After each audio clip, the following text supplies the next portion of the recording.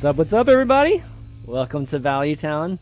And if you just happen not to be watching the England and Croatia game, just make sure you're watching both at the same time right now, because, just impeccable timing of the show.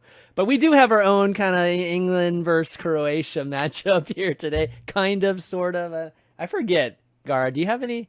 I forget, is your background... What's your actual... I'm Serbian. Serbian? Oh, God, that's what it was. Yeah, oh, my God. So, oh, my God. I should be crucified now. I should be completely... From the second league of England. Like, we have, some mediocre-ish team. Yeah, so...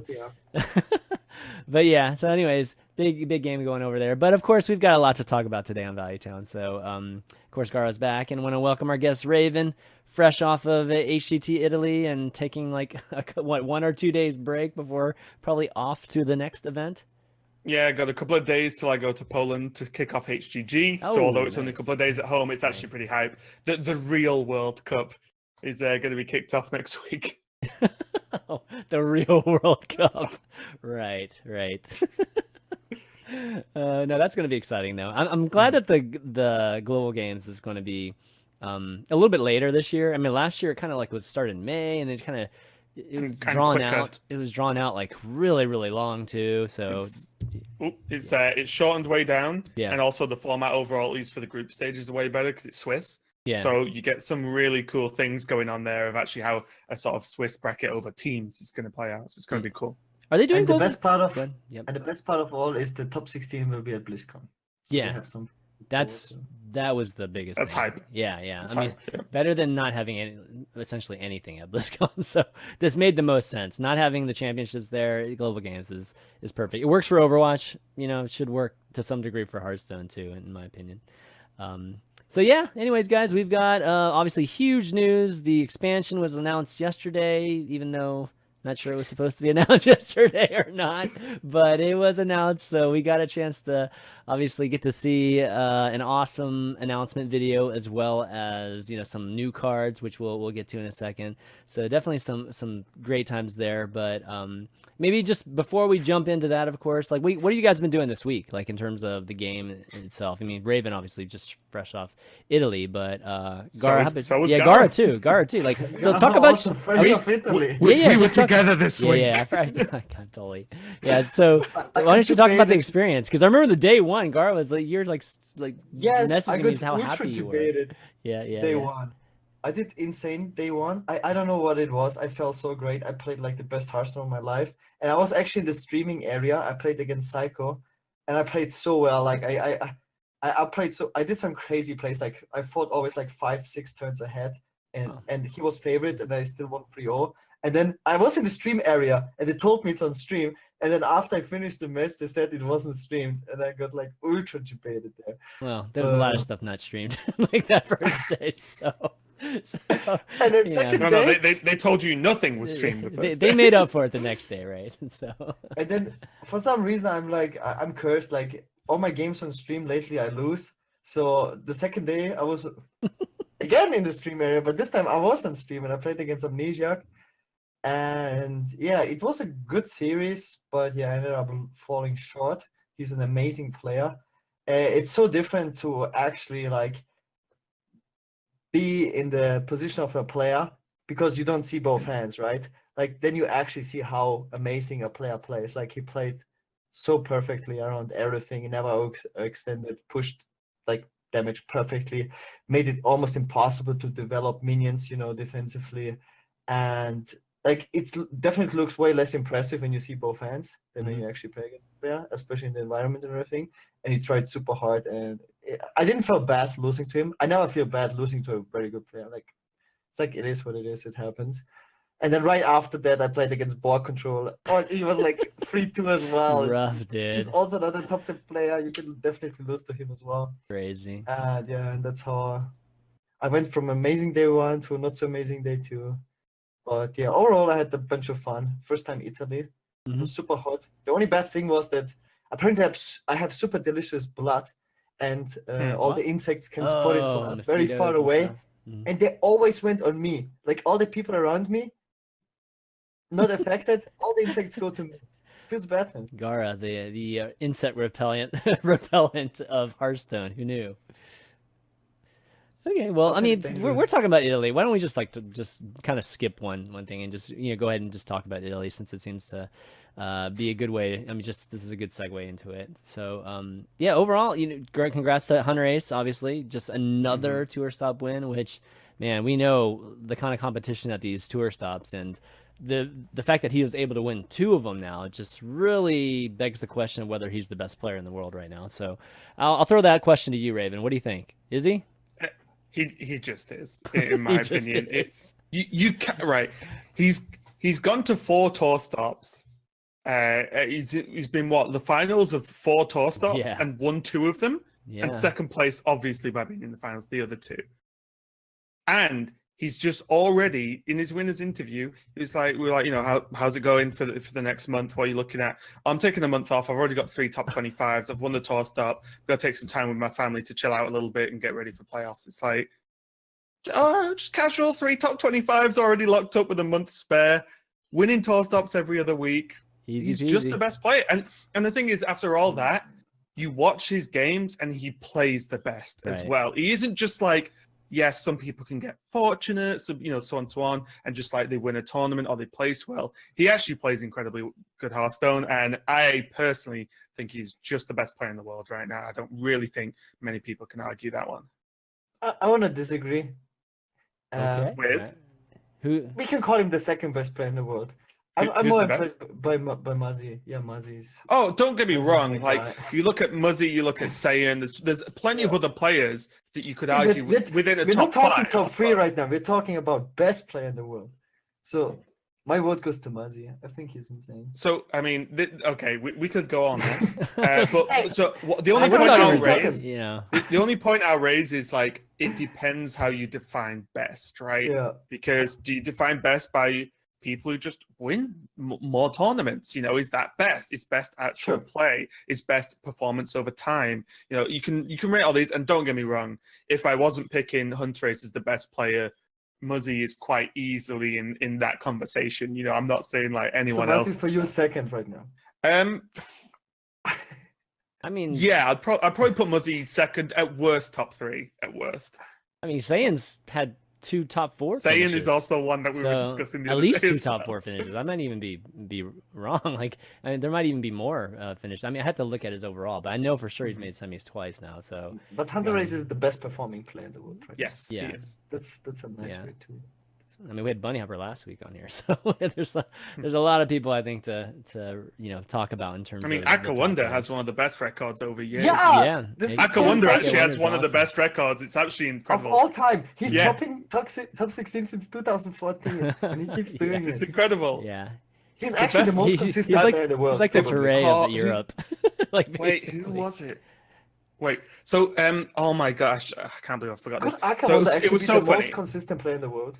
Potentially, but it's actually insane since 2014. I think it was Sunday. Was it Sunday or Saturday at Italy? Right. Me and Sottle are sat just watching the stream game because we're not casting it, and Akawanda's playing. Who did he play in top 8? Or was it top 16? Casey. Oh, it was Casey, right? Yeah. So Casey. Akawanda was down 1-2, right? Casey's playing Rogue, and he's super far ahead. And Sottle's like, "Oh yeah, good job, Casey." Yeah, because complexity, so on and so on. And I looked, I was like, Sottle, you do know this is Akawanda, and he's probably just going to win somehow. He's like, no, come on. And he looked 5 minutes later, Akawanda wins the series 3-2. And I'm like, I told you, he just wins. It's crazy. We actually discussed this because Akawanda is actually insane, like his performance. And what does he do different than most other top players is have fun. It seems like nothing affects him mentally. No matter how bad the situation, no matter what environment, no matter what, he always seems to be like having fun, like you said. It's actually crazy. It's amazing no matter if he's 0-2 behind. It's amazing what having fun can do for you, isn't it? Yeah. More players should try that. I know, less complaining, more actually enjoying the game you play. Absolutely. I will say, was one other person I think's like that, and we were talking about this the other day again at Italy. Surrender played on stream. That's right. And he went to Italy, which was awesome for me. I'm a huge Surrender fan, but he lost his match on stream to get knocked out. Right, it was his 3-2 match, I think. He lost his match, walked out and walked past us, and just yeah, okay, I'm Surrender. I'm cute and I'm happy. And just smiling. I'm like, God, Surrender just always looks fantastic. He always looks cute and he never looks grumpy no matter what. He's just been knocked out of a tournament he traveled halfway across the world to go to. And he's like, yeah, well, I'm Surrender. Life's good. I'm like, no, He's Korean, man. amazing. I mean, like, I love Surrender. I mean, that's how Koreans generally have very good. You know, they handle matches, good or bad, in a very tempered manner. So, yeah. So here's the breakdown of the I guess the top 16, or is it 32 in here? Yeah, 32. Old Guardian posted a nice summary recap again this event. So see Summer Ace first, Vardu second, Swidzen just saying third and fourth. Tempestorm had a good week. You know, like Muzzy being in top 8 too. And Muzzy and Sane faced each other twice. Yeah, Yeah. Which is And I cast the first time with Jackie. And they still made this to both I think 16. How did that I think the first match between them was 2.5 hours. Like it was What? nuts. Yeah, I'll give a shout out The though as first well. one was just a few 2.5 hours. I think so. Yeah, I Holy mean Jackie crap. cast it. That's I'll give a shout out to crazy. a few other players as well though, because like Boston is a player I keep Yep, just saying time he's and time really again. good. Like, guys, Boston's really good. It's a matter of time until he, like really sort of goes Mhm. crazy. And also Faeli. Like Faeli's been super Oh. consistent this year as well. Yeah. He's been in a lot of top cuts for tournaments. So Is shout out to Faeli those two Italian? guys. Is he Italian? Faeli? No, Yeah. he's Czech. I Oh, he's think. Is Czech. he- Okay, Wait, okay. I'm gonna sound terrible now. Oh, I okay. don't think he's Czech. Okay, I suck. But what he is good at Hearthstone. Okay, So- there you go. As long as we Honestly, know he's good at Hearthstone. I could probably name like 100 players from Europe Boston's that in the could chat. win a tournament, and I'm not even exaggerating. Yeah. It's I mean, we're starting People to are see good. these guys. We're starting to see these guys consistently in these finishes. It's kind of like what you were saying before, or maybe pre-show, is that Yeah, it's you know pretty sure. the game is in a great state in terms of the meta, the actual card, like the classes and the power level of the classes and the diversity that we have. It's actually making for not only a very good ladder, but also a very great event. Meta, and so It's a sick tournament meta Mhm. right now. It is so cool. Also, as well, look at that. Just to mention, I don't think we've really touched it, but like top 32, you're scrolling through. We've seen Orange is in there, Sippy, who made one of the best wild players in the world, come over to standard. oh yeah, But I'll yeah, say, shoot. top 32 is stacked. How many players are in this tournament? 400 Yeah. or something? 400 and something, I think it was. Yeah. It's like, Mhm. and top 32 is a bunch of names we know. Like, It's good. That's the exactly game's what pretty they're good right hoping now. for. Yeah, yeah. exactly. Casey on his fourth top 16 in 4 HCT tour stops he's been to. So Casey needs to break that curse at some point, but for now, 4 top 16s in 4 appearances definitely isn't anything to sniff at either. Yeah. I mean, it does help that these guys have the ability to be at these tour events too, right? Like not every single player can be at these events. So Oh, sure, like of course. these guys are the ones that are on teams too, and are able to make it there. So it plays a little bit of it, but in the end, still, like I think that the top players that are they are playing the best, right? They're piling these decks the best, are getting up there. Obviously, And lineups play a lineup big is role super too. important, yeah. Lineups play a huge role right now too. But of course, when we get up there, we're not disappointed by how these like most of these guys play once they get there. So, it's definitely another great tournament from that standpoint. From the player standpoint, great tournament. But come on, I mean, we have to get to the elephant in the room here, which was the production. It was the worst out of all the tour stops that we've seen so far, and I mean, the level was, I'm not going to say amateur hour, but I mean, the fact that you have to stop production on day one is something that should not be happening right now, especially in HCT events. So, Raven, you were behind the scenes, obviously, for this. Mhm. First question is, how much of this was not preventable, and how much of it was just, a crew that had no idea whether, like, never done a Hearthstone event, really wasn't prepared to do it, maybe we should have had somebody else do it. So, from my understanding, I may not be 100% correct, but this is what I believe to be true, is the production crew had not done Hearthstone before. It was the first time. I believe they've done CSGO, some big CSGO tournaments and a few other bits. What I will say is, again, I'm no tech person, but from what I've picked up over the years, I think a good chunk of it was preventable, to be completely honest. Okay. Mic's not working. Yeah, come Even on. in the It up is- to the winners interview. Yeah, Yeah. but like to me, I'm not going to sit here and go in on people, right? Because Yeah. I'm just not going to. But microphones not working and then not having backup microphones in case stuff breaks, because stuff always does break. To me, is preventable. I think some of the overlay stuff that was wrong. Yes, it can happen once or twice, but it might have been a couple more than once or twice. Oh, come on. So it was a lot. Like so. But I think a good chunk was preventable. The only thing I'll say in defense is this will probably create stricter controls over future HCT tournaments. And what I will say though is maybe a silver lining to a certain extent is any company's first try at a Hearthstone tournament. Hearthstone runs like no other esport. It's very different. So their first try might not be perfect or might not even be close, as we've seen in some tournaments. But hopefully they want to run again because we do want to keep going with a lot of events. And hopefully second time they nail it down, because I know the casters have all given feedback to their production and to Blizzard. I will say the guys from Blizzard who were at the event were really good. They dove on issues faster than you would believe. It's just some things, unfortunately, take a lot longer amount of time. And the issues led to the day being cut short because also the venue, I believe, had a hard kickout time of 11 p.m., which meant because of the issues delaying the rounds, the rounds couldn't get there safely because what... Oh, so the event itself just ended early too. Like So it should have been 4 rounds day 1, 5 rounds day 2. Right, and that's actually a pretty good switch. That's a solid couple of days. That's pretty fair. Solid day. But with it delayed, what we did not want to do was start a round and not be able to finish it because they kicked us out. Because that is a bigger disaster than playing an extra round the day after. In my opinion, like that is, you do not stop around halfway through due to whatever reason.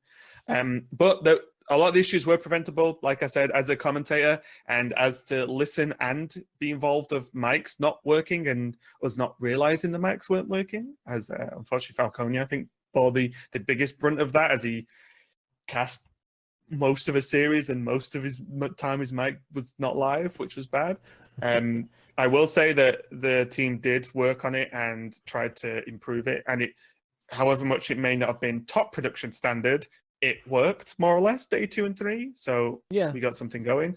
And also one last positive, to end on a positive on my review, is that they actually hired 6 casters, which is a very big deal to us, because you look at DreamHack, which is just as many rounds of Swiss, they effectively hire 3 casters. And those are extremely tiring, long days for obviously the players, but for the casters too. And hiring more casters and doing, say, like the analyst desk side or the analyst sofa, I guess you can call it, the love seat, as we named it. That is good stuff, good ideas, right? The execution wasn't there, but 6 casters with like time to look over round scores, look at some stats of win rates of decks and classes throughout the tournament. That is great. Like I will do that every single event, but the fact that they hired enough of us and they wanted to do stuff like that was a positive. The execution just wasn't there this time. Yeah, Jackie was great too. Like I think his first event, doing just casting, or I guess what was his official role? I mean, he was officially a caster. He was officially a caster, right? Yeah, I thought he was. I'm a cast too. It looks fun. I like talking Hearthstone. It's true. I don't know what would have been more frustrating for you, Gaara, to play on the Friday or to be a caster on the Friday. Oh, I have to say, from a player perspective, because they get trash talked so much, I was so positively surprised. I thought it will be way worse, to be honest.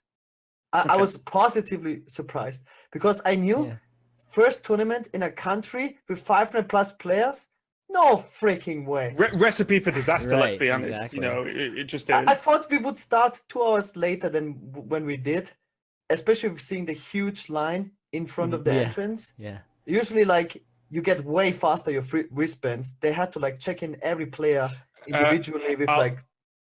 Did you have to sign something on our website or go on a website to register something Gaara? Oh yeah, we had to do like we had to. Yeah, so I will say that from, again, my limited knowledge, one of the issues that slowed down check-in, which is why there was a queue, was apparently in Italy, if you compete at something, you have to go on this website and, I don't know, click a waiver or register, so you're lawfully allowed to compete. So that was something, again, they maybe didn't foresee taking too long. I believe the players were told to do it, but not everyone did, and then that slows it down. But anyway, yeah, I'm sorry. Carry on, Gaara. Apologies. The only frustrating thing was like that happens. Like we finished only 3 rounds. I think that has to be changed. I don't want to say we have to do best of 3s, but I think at a certain amount of players for a Swiss, if you let like 1,000 people enter, which I'm pretty sure is going to happen, right? Then you can't have 1,000 people Swiss. We can't finish it in a weekend. We have to add an extra day, or like, I don't know how to do it, less rounds or whatever. It's just bad, right? To be completely honest, I think if Swiss is something Blizzard want to push, they have to add in a clock, a game clock. Yeah, I think a game because clock that solves all problems, right? Mm-hmm. You have 2 hours to play a round. That is, to me, a reasonable amount of time. 2 hours of game time, right? You have 2 hours to play your round. If you want to play a slow-ass control deck and you want to rope every turn, good luck. Because what happens whatever at the the end rules of 2 are hours, for though? Like that's the real it, question, right? Like, so to me, it doesn't like matter too much. It does matter because as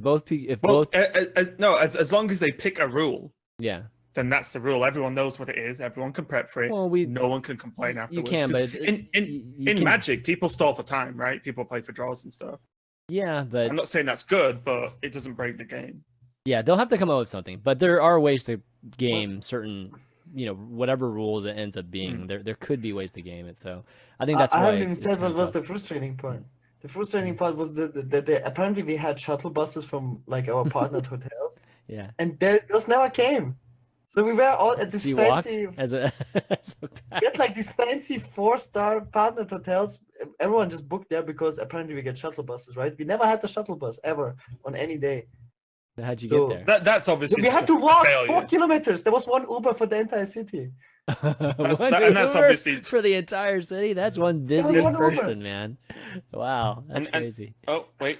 Someone shouted goal. Yeah. Oh my God! England are 2-1 down. Croatia scored. Yeah, you had to walk 1 hour to get to the hotel, and every day. Oh, okay. Everyone should have stayed multiple times. Everyone should have stayed at our villa. It was like a 5-minute walk from the venue, and there was enough room. I will say, for the organizers, they put us in this massive villa on this hill. The view was amazing. Yeah, I mean, it took us multiple minutes to walk to the villa from the front gate. It was sick. There were 3 cool dogs. One was a little bit overweight, and that's the one I liked the best because he was just lazy like me. But it, again, they put us up in a nice place. But no, lots of pictures came from the event, and they're all beautiful. Like everybody getting a chance to visit.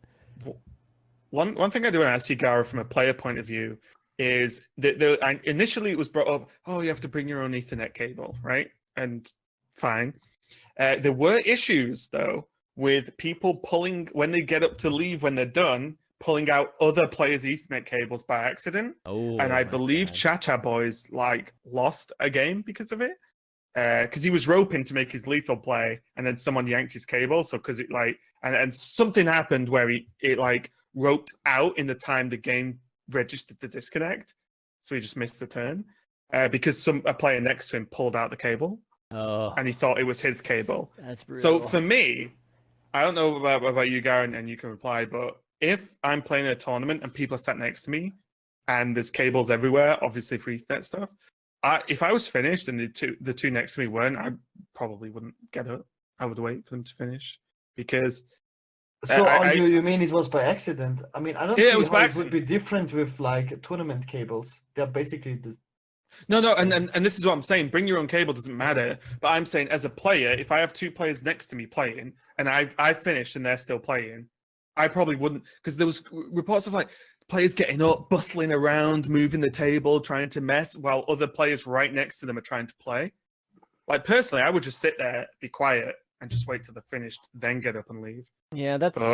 I mean, I believe it did cause some issues from what I know. Logistically, there were that's internet probably issues. True, Like sometimes I had to wait 1 hour before I could play. Just I sat down and then I had no internet and then my table was shown wrong. But I feel like I'm so It's- used to it. Like I It's didn't come on, even feel, it's very easy to fix that. Like you just duct tape like cables down to the Yeah. table or whatever. but I you mean, can't that's if you have to bring your own cable, of course. sure. If you have to bring your own cable, it's different. But if it's like a tournament thing, then obviously you can fix it. But I mean, even if it is a tournament thing, you could have things set up on the tables. Just That- hire the that don't Swedish cause this to organizers happen. for Yeah. every tournament. Yeah, Easy yeah. fix. So Yeah, kind of replace circling organized back because we kind of got obviously gone down Oh, this I- route of talking about the tournament. Wait, go ahead. I didn't tell you my idea actually, and I right, was sorry. talking about this at the weekend with the guys. So, Swiss is always an issue, right? Because it is extremely difficult to run Swiss broadcast, by the way, and have no breaks or no downtime, right? Yep. Would you guys still think people would watch a Swiss tournament if it was literally all the players had spectate on? Obviously, there'd have to be some form of rule of if there's more than one, if you call it with more than one Right. spectator or, you know, whatever, you're not allowed friendly spectators. It's official spectators, right? And instead of us having like 2 stream matches that are set up ready to go, we'll watch a match, and as soon as the match is over, we just spectate a different match and just chain until the round's over. Like, it wouldn't be as flashy because there wouldn't be pre-built images done and tons of flashy stuff, but that would just be straight up Hearthstone all the way through. It's like that'd rat be pretty race, sick then to you me. mean kind of thing where you just They like have switch kind from of, game yeah. to game. Game. I Yeah, think that's it's better fine. than 40-minute breaks. I agree. Like, Oh, yeah. you Oh, sacrifice obviously. fancy production, but I would rather chill on a couch and just talk about rounds and like matches and matches and matches. I think it's great because I think then it creates like an actual different phase in the event, right? So you have like Yeah. the early rounds, which is a unique production in itself, and then you have the later rounds, which is more of the traditional thing that we've seen. And it makes works. Swiss, it makes the Grand Prix feel different, say offline to online qualifiers and Sure. so on, because you have that moment, like you just said, where Swiss rounds, casters sit on a couch or whatever, get comfortable, because let's be honest, we're all there for 12 hours a day. You know, like we sat down ready for a long day of casting Hearthstone, and we just check in on matches. Obviously, we cast a whole match before we move on. But like, okay, this match is done. Let's go see what Gaara's up to. Click, spectate Gaara, go. You know, that'd be Yeah. pretty I cool. felt it's so funny because not just that, I felt like when I was backstage, we had to randomly wait for like half an hour and absolutely do nothing. and There there's is a like a- reason for that. Yeah, but I mean, like, what I'm trying to say is that you could just have the time to interview players and show that. I don't know, like, it doesn't seem that difficult for me. Like, there was so much downtime, right, between games, that you could have just shown random things. Like, your idea like, is to show random games, which is fine too. Right, but there's limited to the amount of content you can make, right? Yeah, Like, there's. Well, I think if he you're was filling saying. 40 minutes every 2 hours, that's a lot. I don't of think he's talking content about. you have to try and I mean, are you talking about content, Gar? Or are you just talking You about said like interview logistically? players and No, stuff. no, like, Oh. like there was just enough time to do it. You could always like show an interview from some players that were backstage. There was just so much time to do it. I don't know how Right, much right. time you need to edit it or whatever, but there was just so much like downtime all the time. You could have done things, or at least play music. I know some Well, like they- Sweet suggested it. At least play music. I don't think music on the official No. Play Hearthstone channel. Yeah, is, I think people were something. tired of seeing like Um, basically. Did you hear about ads people or- getting banned the other day off Twitch, Gar? Because that might come under a similar issue. Something. No, Come on, but dude, I'm play just Minecraft. Minecraft. Oh my gosh. But this Anyways, is what I'm kinda- saying. If we could just sit and spectate for a whole round, once the round's finished, there's obviously downtime because people need to find out who they're playing next, sit down, get ready.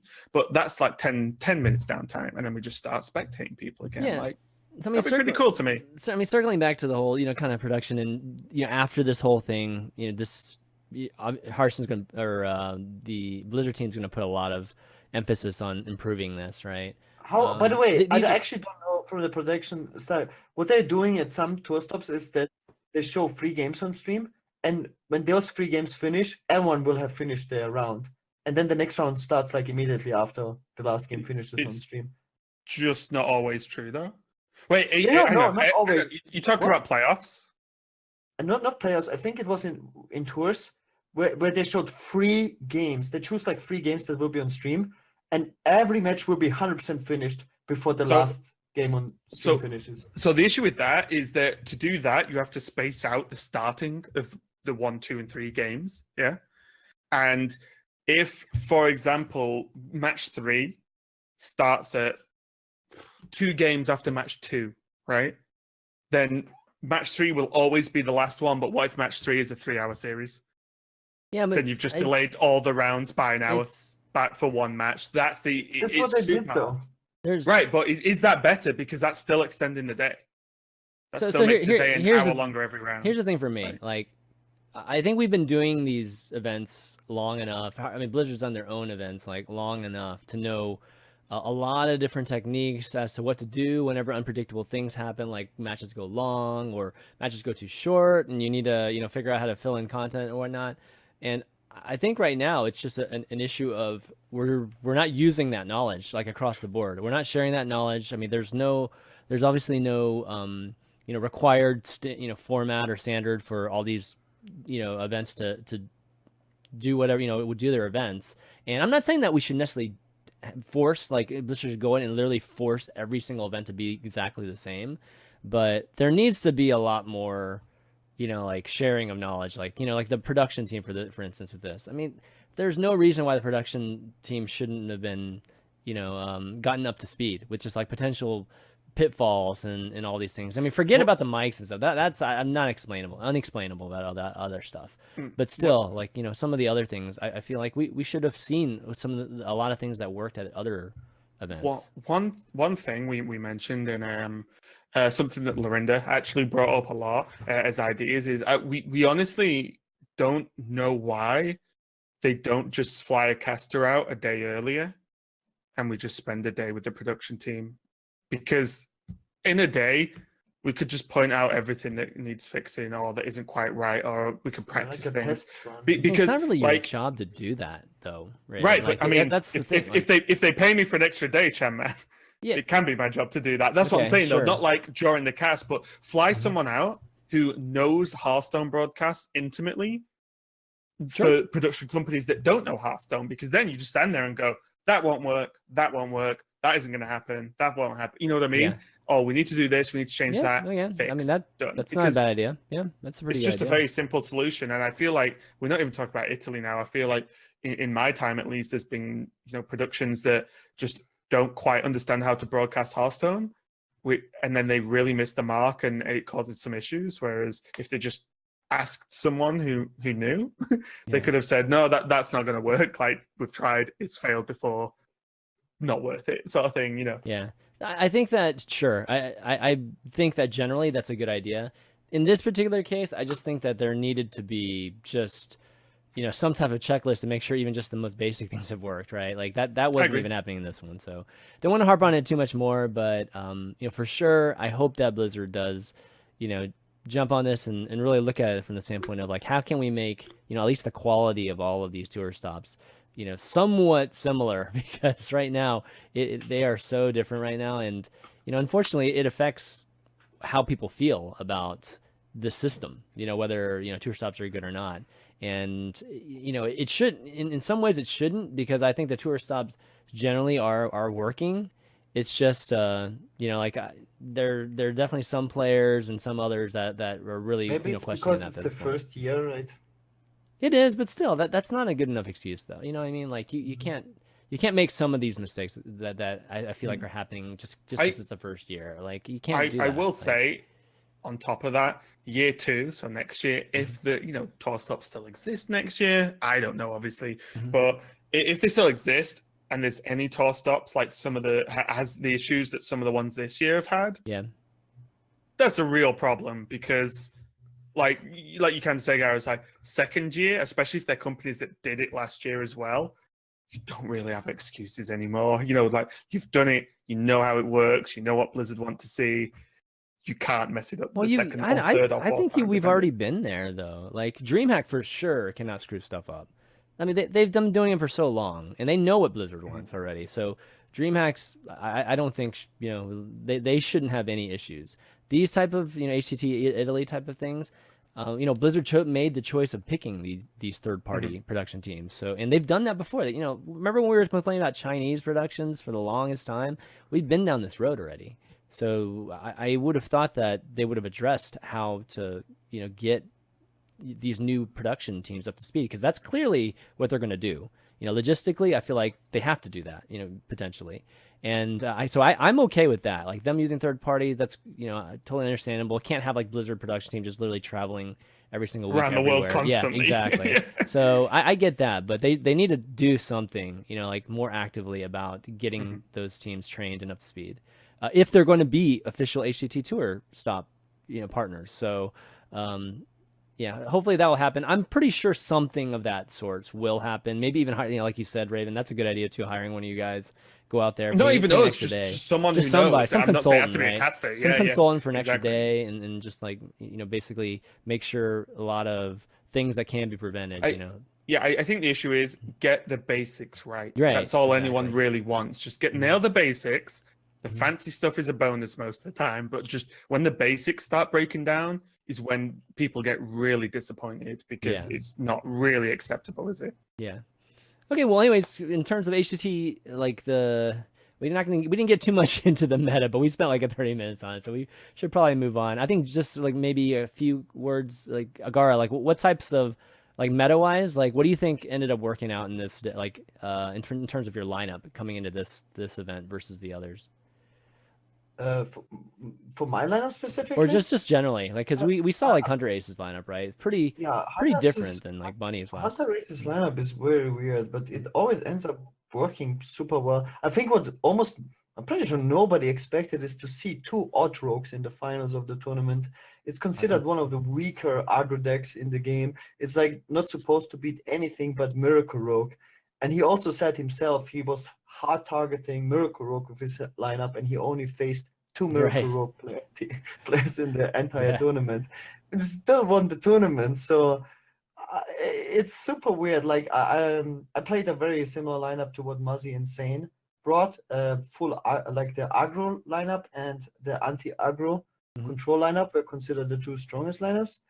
And they played Priest. I played like big spell mage. I was like known for that. But the player who got into the finals and won was Hunter Race, and he played big spell mage, but he played like lineup the targeted rogue. Did you know what the best lineup was? Vardu's lineup, which was the Finnish one, had the highest win rate overall, and both Vardu and Hunter Race had a 2-2 lineup. 2 control decks, 2 aggro decks, and that hasn't been seen since Pavel, more or less. Right. That's very much Pavel's lineup approach of 2 and 2. Everyone's been, I'm targeting this one deck super hard, or go all control, or go all aggro. Both players in the final, which includes the lineup that had the highest win rate across all of the matches, was a 2 and 2 lineup. So I think we're going to see that going forward a lot more.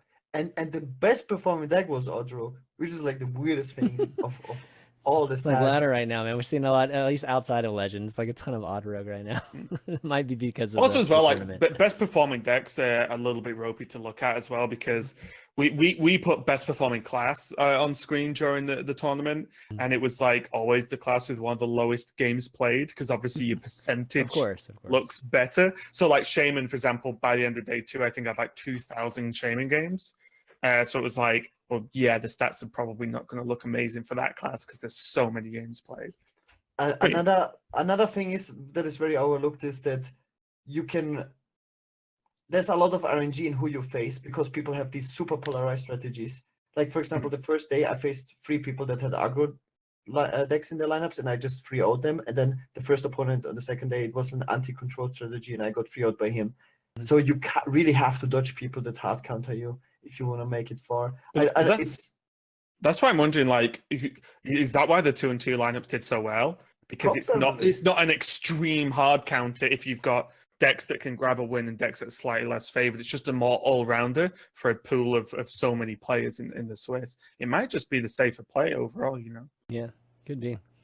We still have to wait till the end of the year. Like it's still like a relatively low sample size, right? It's going to be a lot different here in a month, so it's going to be crazy different. That's true as well. So, I think this is winding down. Obviously the end of this expansion and what this meta is, but it's just crazy that literally every single week we see a different type of lineup that does well. And like last week it was Killing All Day's crazy aggressive one, even though Bunny Hopper ended up winning with his, but it was still like, the all aggressive deck seems to be the thing that had the advantage over everybody else going into the last rounds of the tournament, and then now we're seeing a hybrid. Basically that's the approach to win this one. So really, really great. It's awesome. The most shocking thing was definitely that suddenly Zoo appeared out of nowhere, though.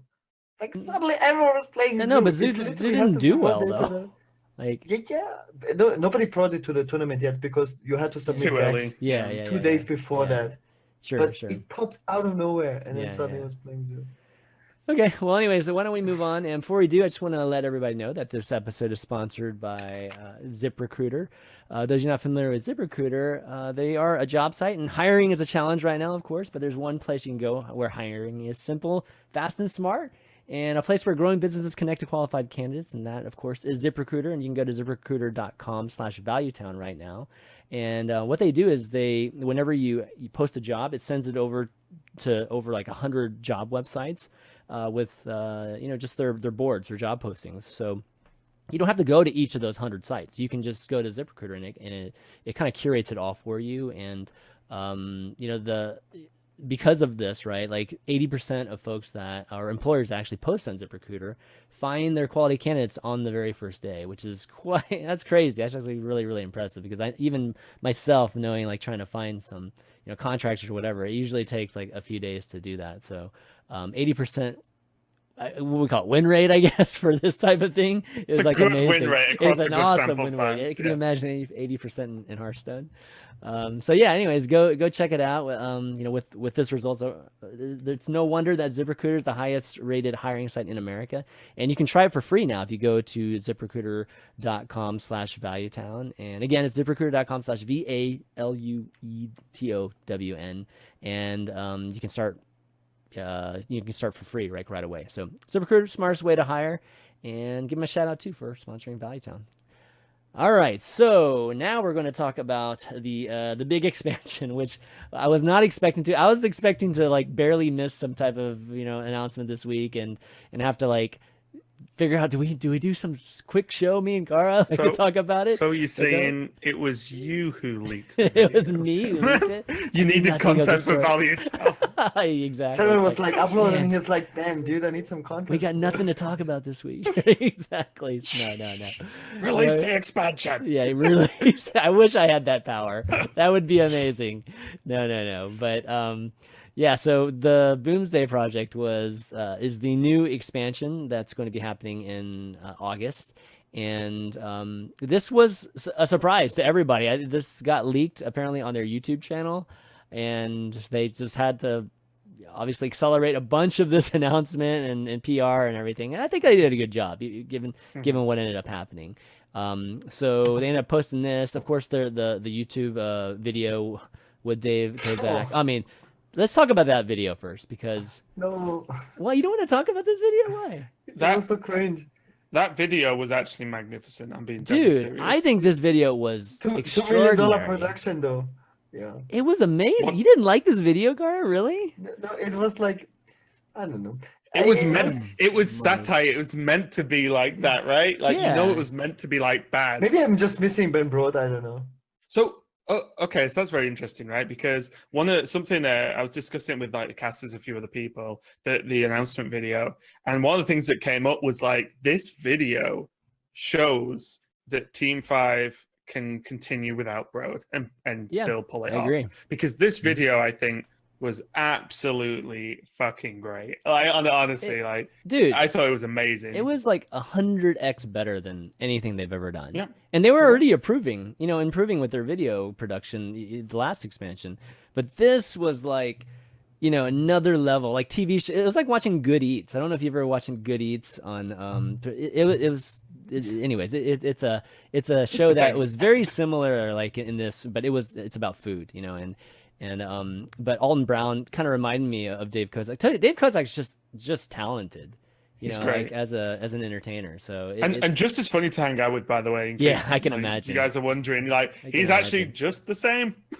Maybe not quite as mad scientist style, but it's actually just a lot of fun to hang out with as well. So so I know definitely did a great job. I know there's mixed results. People think it's cringy, but I mean, just looking at the production quality of everything that they did in it, it just shows you how much production. That's how it looked like. What now? It was like a $2 million production. Yeah, That's how seriously, it looked like. it was. It looked like Also, a TV show-ish type of, like an episode Also of a the TV show. the thing that's super excited to at me, I don't know if you can like fast forward to the end Sure, just for a little bit, yeah, Chairman, yeah, on that. sure. But like the animated part at the end Oh, was yeah, like, yeah, yeah. wait, Dude, are we getting it's animation? like Rick and Morty Like, type of this is thing. sick. Yeah, dude. It, Look at this. I'm like, Oh, yes. so good, man. Make a So show. good. The Nether Storm too. That was so good. Yeah. Oh man. It's Just like I was like, Stranger wait, Things. is this just going to be a show? Because if so, sign me up. I'm in. It looks great. Yeah, that And it is said by to be far the continued. most impressive thing that I think they've done in terms of this kind of content. And I mean that includes like the crazy animated Pixar looking thing too, right? They've done, but this is another level. The writing was great, and just their understanding of the community and doing this, I think, was living up to expectations because they had. I mean, they had to basically figure out how to do this without Broad, and everybody's expectation that this is going to suck without Exactly. Broad, and this was awesome. Also, as well, just in case people don't know, every person in that video is a member of Team 5. None of them are actors. Just in case you don't realize. But yeah. I mean, it was Dave carrying I mean, the other people were just but there was like regular people. there was like you there was know, 4 or so- 5 other people, but I'm just saying they were all in Team 5. It wasn't Sure, like sure. him and some actors or something random. Yeah. Because the thing with Uther in it, right? Like they were actually actors, I think. Yeah. Yeah. What was it? I can't remember what it's called. The Uther, the thing with the printer and stuff in the office. Yeah, the Yeah, office that's stuff. really The Jaina Yeah. and, I'm pretty sure they were actors, whereas these were like just Blizzard stuff, and that at least made it funnier to me. But Yeah. So, anyways, they started out with this video. This is probably the video that got leaked too, I believe. And then in it, they did hint at a few. They showed us just cards, and they explained that the new mechanics that are in it. They did like show briefly some here, like this card, when they were showing the shaman card right before the shaman card, they kind of like leaked, or we saw a quick preview of another card. It's Dr. Boom, the warrior hero. Oh, was it actually for the Dr. Boom? expansion. Okay, I It's didn't Dr. actually Boom and, pause it there. Okay. It's the warriors getting a new hero like Hagatha, the yep. Knights, and it's literally Dr. Boom, so that's going to be pretty So exciting. Dr. Boom's back, which is in a different state, which is really cool. And then of course they announced these 5 cards, which I was going to show a little bit bigger here. So, sorry, was there like an release date? Is there an official release date? No, there's no of the official expansion? release date. The release date never happens until like I think a couple usually weeks. they announce expansions like on the 16th. So I think it should have happened like next week. Also as well, I will say the pre-order says the packs become available early August. Yeah. So yeah, there's a this is- ballpark, like the first, yeah. second week of August. This is normal though. They never tell us Yeah. the exact date until like literally a week before, pretty much. But some of the other details in the announcement were the bundles. So they're offering another pre-order bundle. They actually have 2 of them this time around, and they changed it up. The really good bundle, which used to give us like 20 extra packs in the last, the Witchwood expansion. This time they're going to give us a golden legendary, like of our choice, right? I think we can choose. No, wait. way. I think no, it's random. Is it No random? way. Okay, yeah, it's random. Sorry, I don't know Gold- why. golden I, legendary. Insane. Yeah. Of our Golden choice would be legendary amazing. from the set. of From the course, set. From the set. Yeah. From the just set. I just don't to know why really I be I said it was by choice. simple. Out. It was still random as to what you're going to get, but you get that basically instead of the 20 packs. Also, you get the Mega Jirax's hero, which some folks were already like Savitz, I think, was probably the first to show on stream yesterday. Yeah, I bought that instantly. With Yeah, like, it's hello. pretty sweet. It's definitely pretty sweet. So a lot of people, are wishing that we had the 20 packs. I think I'm in the same bucket. I think the 20 packs is much more useful to folks than just getting a random legendary, because sometimes legendaries suck, right? So I think getting more chances at epics and things like that. I is will better. say the random golden legendary allows you to craft any legendary you want, right? 'Cause Oh, you I can guess if you just sell it, and yeah, then yeah, you can sell pick it. a legendary, which is actually very worth. Imagine pre-expansion, you could just pick to have Baku or Gen. Sure. 100%. Like that's it's something. I think people might have blown this a little bit out of proportion because I've seen a lot of complaints. I mean, I unless don't think it's the end of if the the world. legends are Complaint is- super good, if they're It's crazy like good. $100. That's the main complaint. I have to Well, it's buy $80, free. right? I think it's $80. No, it's €80 for me, which is 100. Oh. That's the Mecha Jiraxis one. It's 80, right? Well, let's look. I mean, it's just like I show you too. Is it? It's- Did they really make it for Europe that they they copied the $80 to 80 I think euros. so. This is what they've done in This the is past. so Look, bad. this is what happened before. Remember, we talked about this whole currency thing, right? Like they did Yeah, that. that's- Like, yeah. So it is the same. It's So not it's the much same. cheaper. It's much cheaper here in the U.S. than it is in Dude, Europe. All right, hang on. It should be 68 euros and 52. Oh, is it? Okay, cent, okay. I guess. Okay, Well, no, okay. no. It's No, huge. wait. That's what the current conversion Okay. is. So what does it look like Yeah, for yeah. you? I actually don't know what it looks like in Europe. For me, it's $100. Is it? It is 80. It's 80 euros yeah. for you? Oh wow. Yeah. On Okay. every server. Yeah. That's not good. They shouldn't have so done that. expensive. They really And I have should to have done buy that. it, and this is not the minimum. This is like I have Yeah. to buy more packs, Yeah, so I you- have to spend like You get 600 screwed in euros. everything but qualifiers, man. With pre-order. We're just With talking pre-order, I about have to spend 600. everything but Every qualifiers. time. You get screwed. It's just it's just That, man. Free to play, by the way. Yeah. So, anyways, completing it all, we get the you get the Jiraxis thing. You also get the Jiraxis, the Mecha Jiraxis card back too, which is pretty Hey. sweet. Yeah, and just a small thing as well. I do believe that Mechadraxes you can only get from the pre-order. Yes, that's right. It's the only way you're going to get it, Exclusive. and it's a hero for like Nemzi, for example. And it sounds badass, so I would recommend it. But yeah, Yeah, it's cool. I mean, Jiraxis. We don't get to see normal Jiraxis very often anymore, so we got to see this new Jiraxis and this new Doctor Boom. Yeah, this is going to be Oh. amazing to see that one too. So exciting, like this whole mech type of theme, and this isn't a World of Warcraft thing at all, right? This is completely a Hearthstone specific thing. So Outside of like the setting, right? Like Netherstorm and yeah, stuff. but outside of outside Netherstorm. that, yeah, But this yeah. whole mech thing, this whole crazy mech thing, I don't think Sure. is something that The we've seen. Boomsday Project. Right. So let's talk about that. Like, you like the theme? We can start even starting to look at some of these cards too. But generally, we haven't talked about mechs in years. Ever since like Mech Mage and man, what else? Mech Shaman. I don't even remember like what type of mech decks Mech were good Hunter. even. Well, Mech Hunter, Oh, yeah, I that too. remember. But that's like 2 Right. years ago or something at Yeah. least, right? So Which is actually kind of why I like it. Mhm. I think like it's been really long enough since GVG and since original Doctor Boom that anyone who's like, no, they're just redoing GVG but slightly differently. Cool. Like, we've Yeah. not had Is there GVG in anything- standard for years. yeah. Like, I mean, let's great. I mean, let- it's let's fine by look at- me. let's look at the mech cards that are currently in the set. I mean, this is it. We've got You're 7 looking at it. cards. Yeah, it's like, okay, so we need a lot more mech cards, I think, to make this set pretty interesting. But to talk about just the new cards that they announced during the video and just the general announcement yesterday, they started off with Spider Bomb and Omega Defender just to really talk about the new keywords. So let's start with the Spider Bomb. It's a 3-mana 2/2 mech for hunters. It's a rare card. It's got the new magnetic keyword, and Death Rattle destroy a random enemy minion. And for those that don't know what a magnetic keyword is, they kind of explained it. It's basically magnetic allows you to use your body and and the text on the card to buff another mech, or you can just use it as the body itself, like just what you see right now with the Spider Bomb. So kind of cool. It allows you to basically be a spell and be a minion, just however you want to use this, wherein before you could only be one or You the get other. the effect as well, right? Yes. Yep, you get the effect all- too. You get everything. Stats and card Yeah. text. So It's- this is the first time you can actually change a death rattle to a battle cry through magnetic. Yeah, do you because it is a death rattle effect, but you give it a minion on the board and then you can trade it off. So before you play it, No, so it it's- doesn't die. It's not considered dying.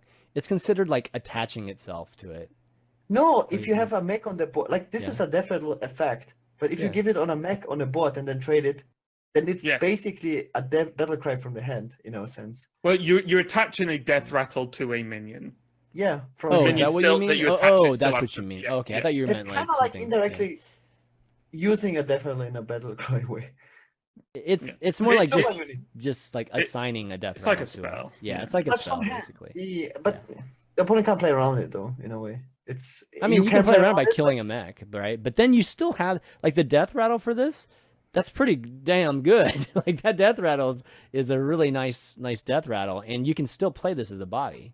So you always have the ability to play this card. Even the play around for this card isn't that like just all or nothing type of thing. It's even the kinda worst like case is not a bad. deadly shot with a 2/2. 2/2 body.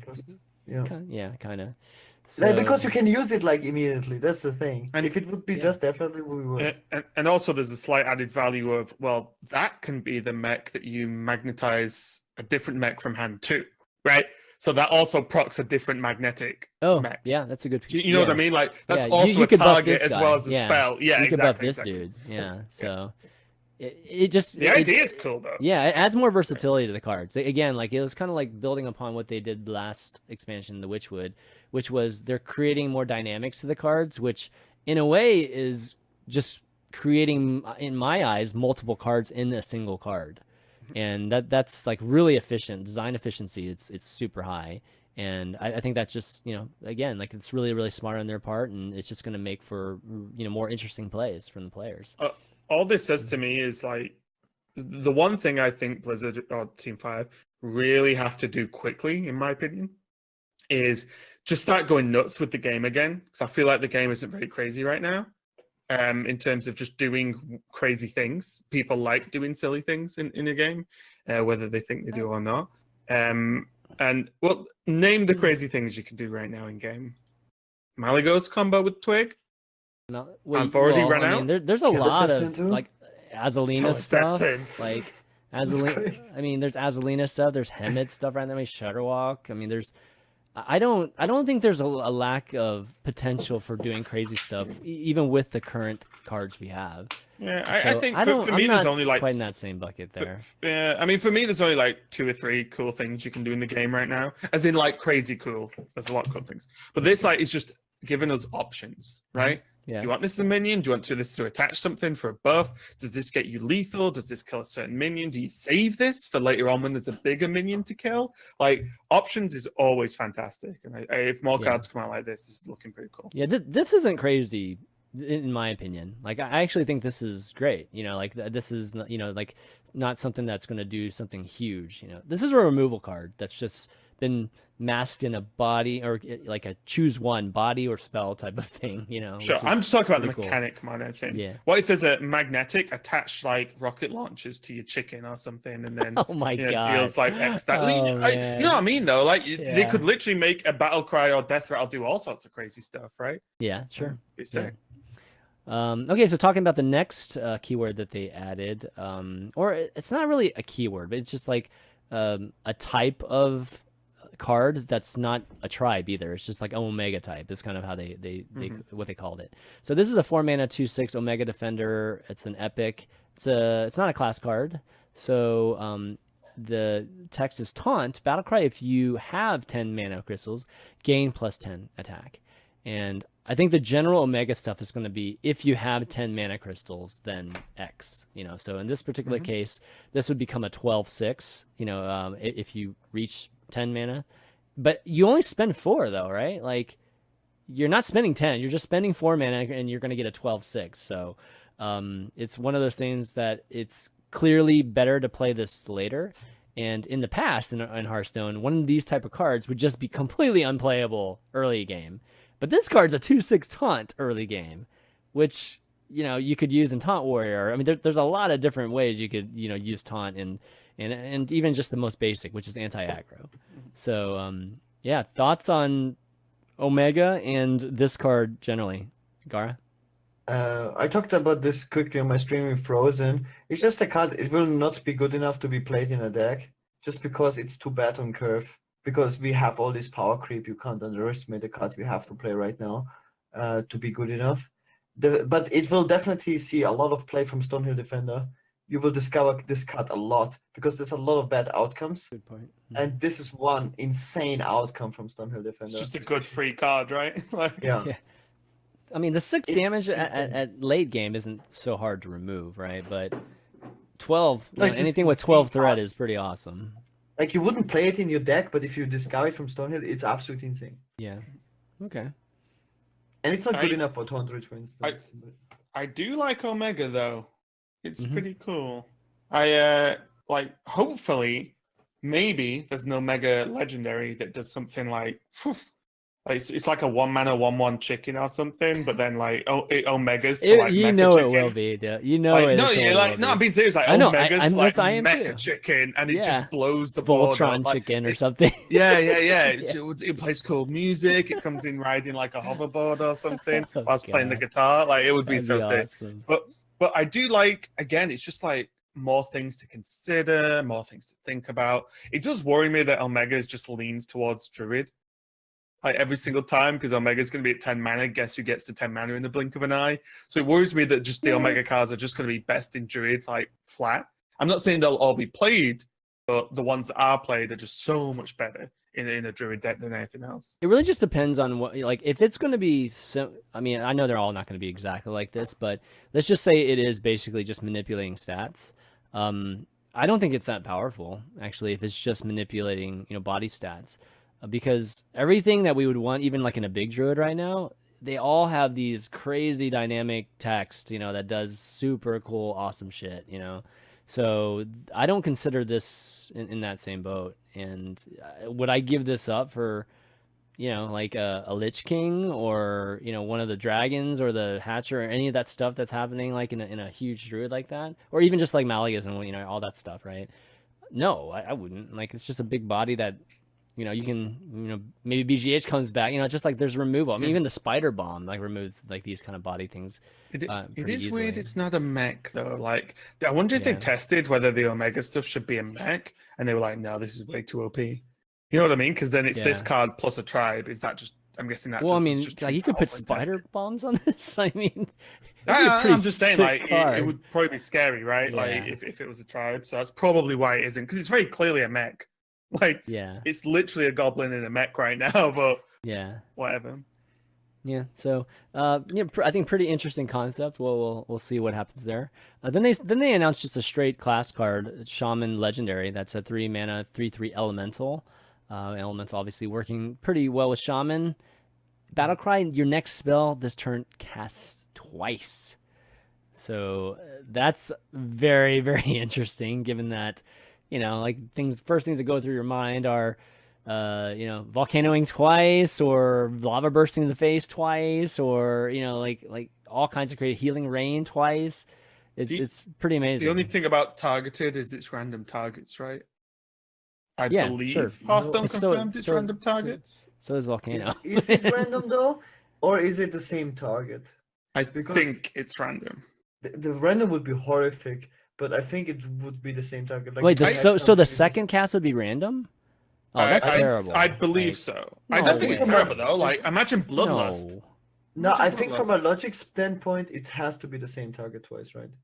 Like no, Bloodlust isn't the target. Hex the hex. Bloodlust isn't target, right? So it's But that's what I'm saying. Yeah. Like, play this and Bloodlust plus 6 attack to all your minions. That's good. This plus Healing Rain, really good. This plus Lightning Storm. This, all that still works. I just think that nothing we've had like this targets the same thing, right?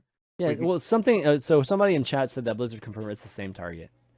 Oh, okay. That wouldn't make any sense. Random, like, for me at least, it wouldn't make it too much sense. Okay, cool. I mean, Shaman is the class of random targets already, for the most part, or at least not specific. Play targets. this and hex your own guy. You get to hex. Well, hex is definitely not a good. Don't get me wrong. Like, I'm happy that it's the same target. Makes the card better. Well, hex, isn't better. Insane. This card is insane. You might actually change Shadow up to like a semi-elemental list again, but there's so many. Oh yeah, it's an elemental too. Mm-hmm. Oh damn. You can do you can play the buff card, and then you play it, and then you buff it +4/+4. Then you have suddenly 2 more elementals. 7/7, and then you get 2 elementals as well. Yeah, there's so many things you can do. It's super good. I'm just looking at Bloodlust. Like that 8 mana, kill your opponent. Like, let's go. Like, that's insane. God, I mean, that is purely the reason why this card is also like odd, right? Because just to take it, just remove it as far away from buffs as like even Shaman can get. What about Farsight? I mean, you get double Farsight on. Yeah, there's a lot of cards like that. Oh my god, this card is just insane. Actually, hang on. How much damage can you do with Doomhammer and Rock Weapon, Rock Biter. What do you mean how much? That, I mean, you cast Rock Biter on your Doomhammer weapon, and Yeah. then that casts twice. That's +6. Then you can play your other one, which is another +3. Okay, so that's So that's 9. 9. So that's 11. So that's 22 from hand. Yeah. That's Yeah. pretty good. I'm Yeah. just saying, like, just random Wait, things. if at it the top casts of my twice, head. right? Like Rock Biter's how many? Rock Biter's 2 now, right? Isn't it? Or wait, how It's much? 2 mana. It's 2 mana, right? So it casts it twice. It uses your mana twice, right? Does So it? No. No, it can't do. Because this will cast it. It's the way like all the other castable minions work. The But it minion will casts the spell, overload not you. you. That's the only Oh. thing. I see. Okay, so Because right. all lightning storms, it will definitely overload you twice. yeah, No, I if just mean like if it overloads you need twice, 3 it should use your mana twice, right? No, Oh. no, never like that. no, because Yogg used to overload you, right? And Yogg casted the spells, not you. Yeah. But I just see. mean like this +2 Oh, I Rock see. Biters is only 7 mana. I see. That's not right. and 3 cards. Okay. Okay. Sure. Sorry, plus the Yeah, Doom yeah, Hammer, yeah, of yeah. course. But Yeah. that's like 22 from hand, and you can still fit in Lava Burst. It's like 26 from hand. That's It's not a hard I'm just combo saying that's either. pretty sick. No, that's what I'm It's saying. not a hard combo. Yeah. Well, okay. So you battle cry. So just next spell, just no matter how many turns it takes for you to actually cast that spell. Next spell that you No, do. no. Your next spell this turn. Oh, It has to be so this it turn, has to be yeah. this turn. Yeah. So if it has to be this turn, then you can't do that. I guess if you had Doomhammer already. Yeah, I'm but- assuming you already have Yeah, Doomhammer yeah, at this right, point. right. You don't do it all from hand, but like okay. Doomhammer So with it's so like a many 2-turn charges plus combo. that. Yeah, it's like a 2-turn combo, right?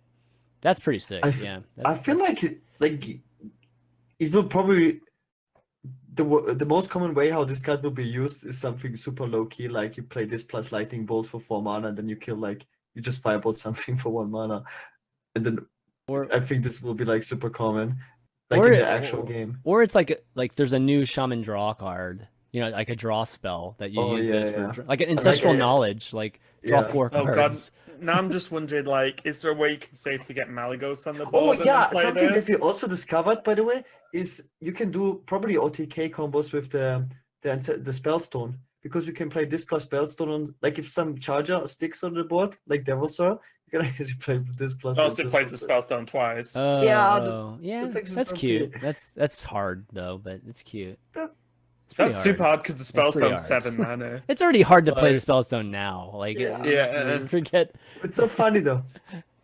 Oh, Ah. wait, hang on. So, they just mentioned in chat, Murmuring Elemental plus this means your next 2 spells cast twice? Oh, jeez. Maybe, it might not. It might be one of those I don't know things where about Buzz that. is like... it's like a cute. It depends how the stack works, right? Oh, Mm. wait, no, it won't work, will it? Because your Where? Battle Cry goes twice, but the Battle Cry is your next spell. Spoilers. So it's always just that next spell. this guy's toast. Oh first yeah, week. yeah, you're right. You're Yeah, right. it's the Yeah. wording It stops that overlaps, happening. The yeah. wording It stops just that cancels happening. it out. So it cancels It's it not... out. yeah. But anyways, it's Cool card, they, though. they- yeah. Like- they picked a good class to do this for. It's like Uh, maybe, Totemic Might is the best one. which one? Totemic Might. Totemic. Yeah, dude. Somebody will try it. It's actually Like, pretty good. somebody will do it. Yeah, and then Dude. they're gonna finally make the double Alakir, the summon the Alakir thing. I forget what it's called. Like I even revealed that card. I don't even remember what You it's heard called. it here now. first. It's gonna be insane. Yeah, but okay. So those are 3 of the cards. Here are a couple others that they announced, or actually there are 3 more. Actually, one was announced today in one of the raunchy animations, which is cool. But Biology Project's the Druid card. It's a 1 mana spell, and it's a common. Each player gains 2 mana crystals.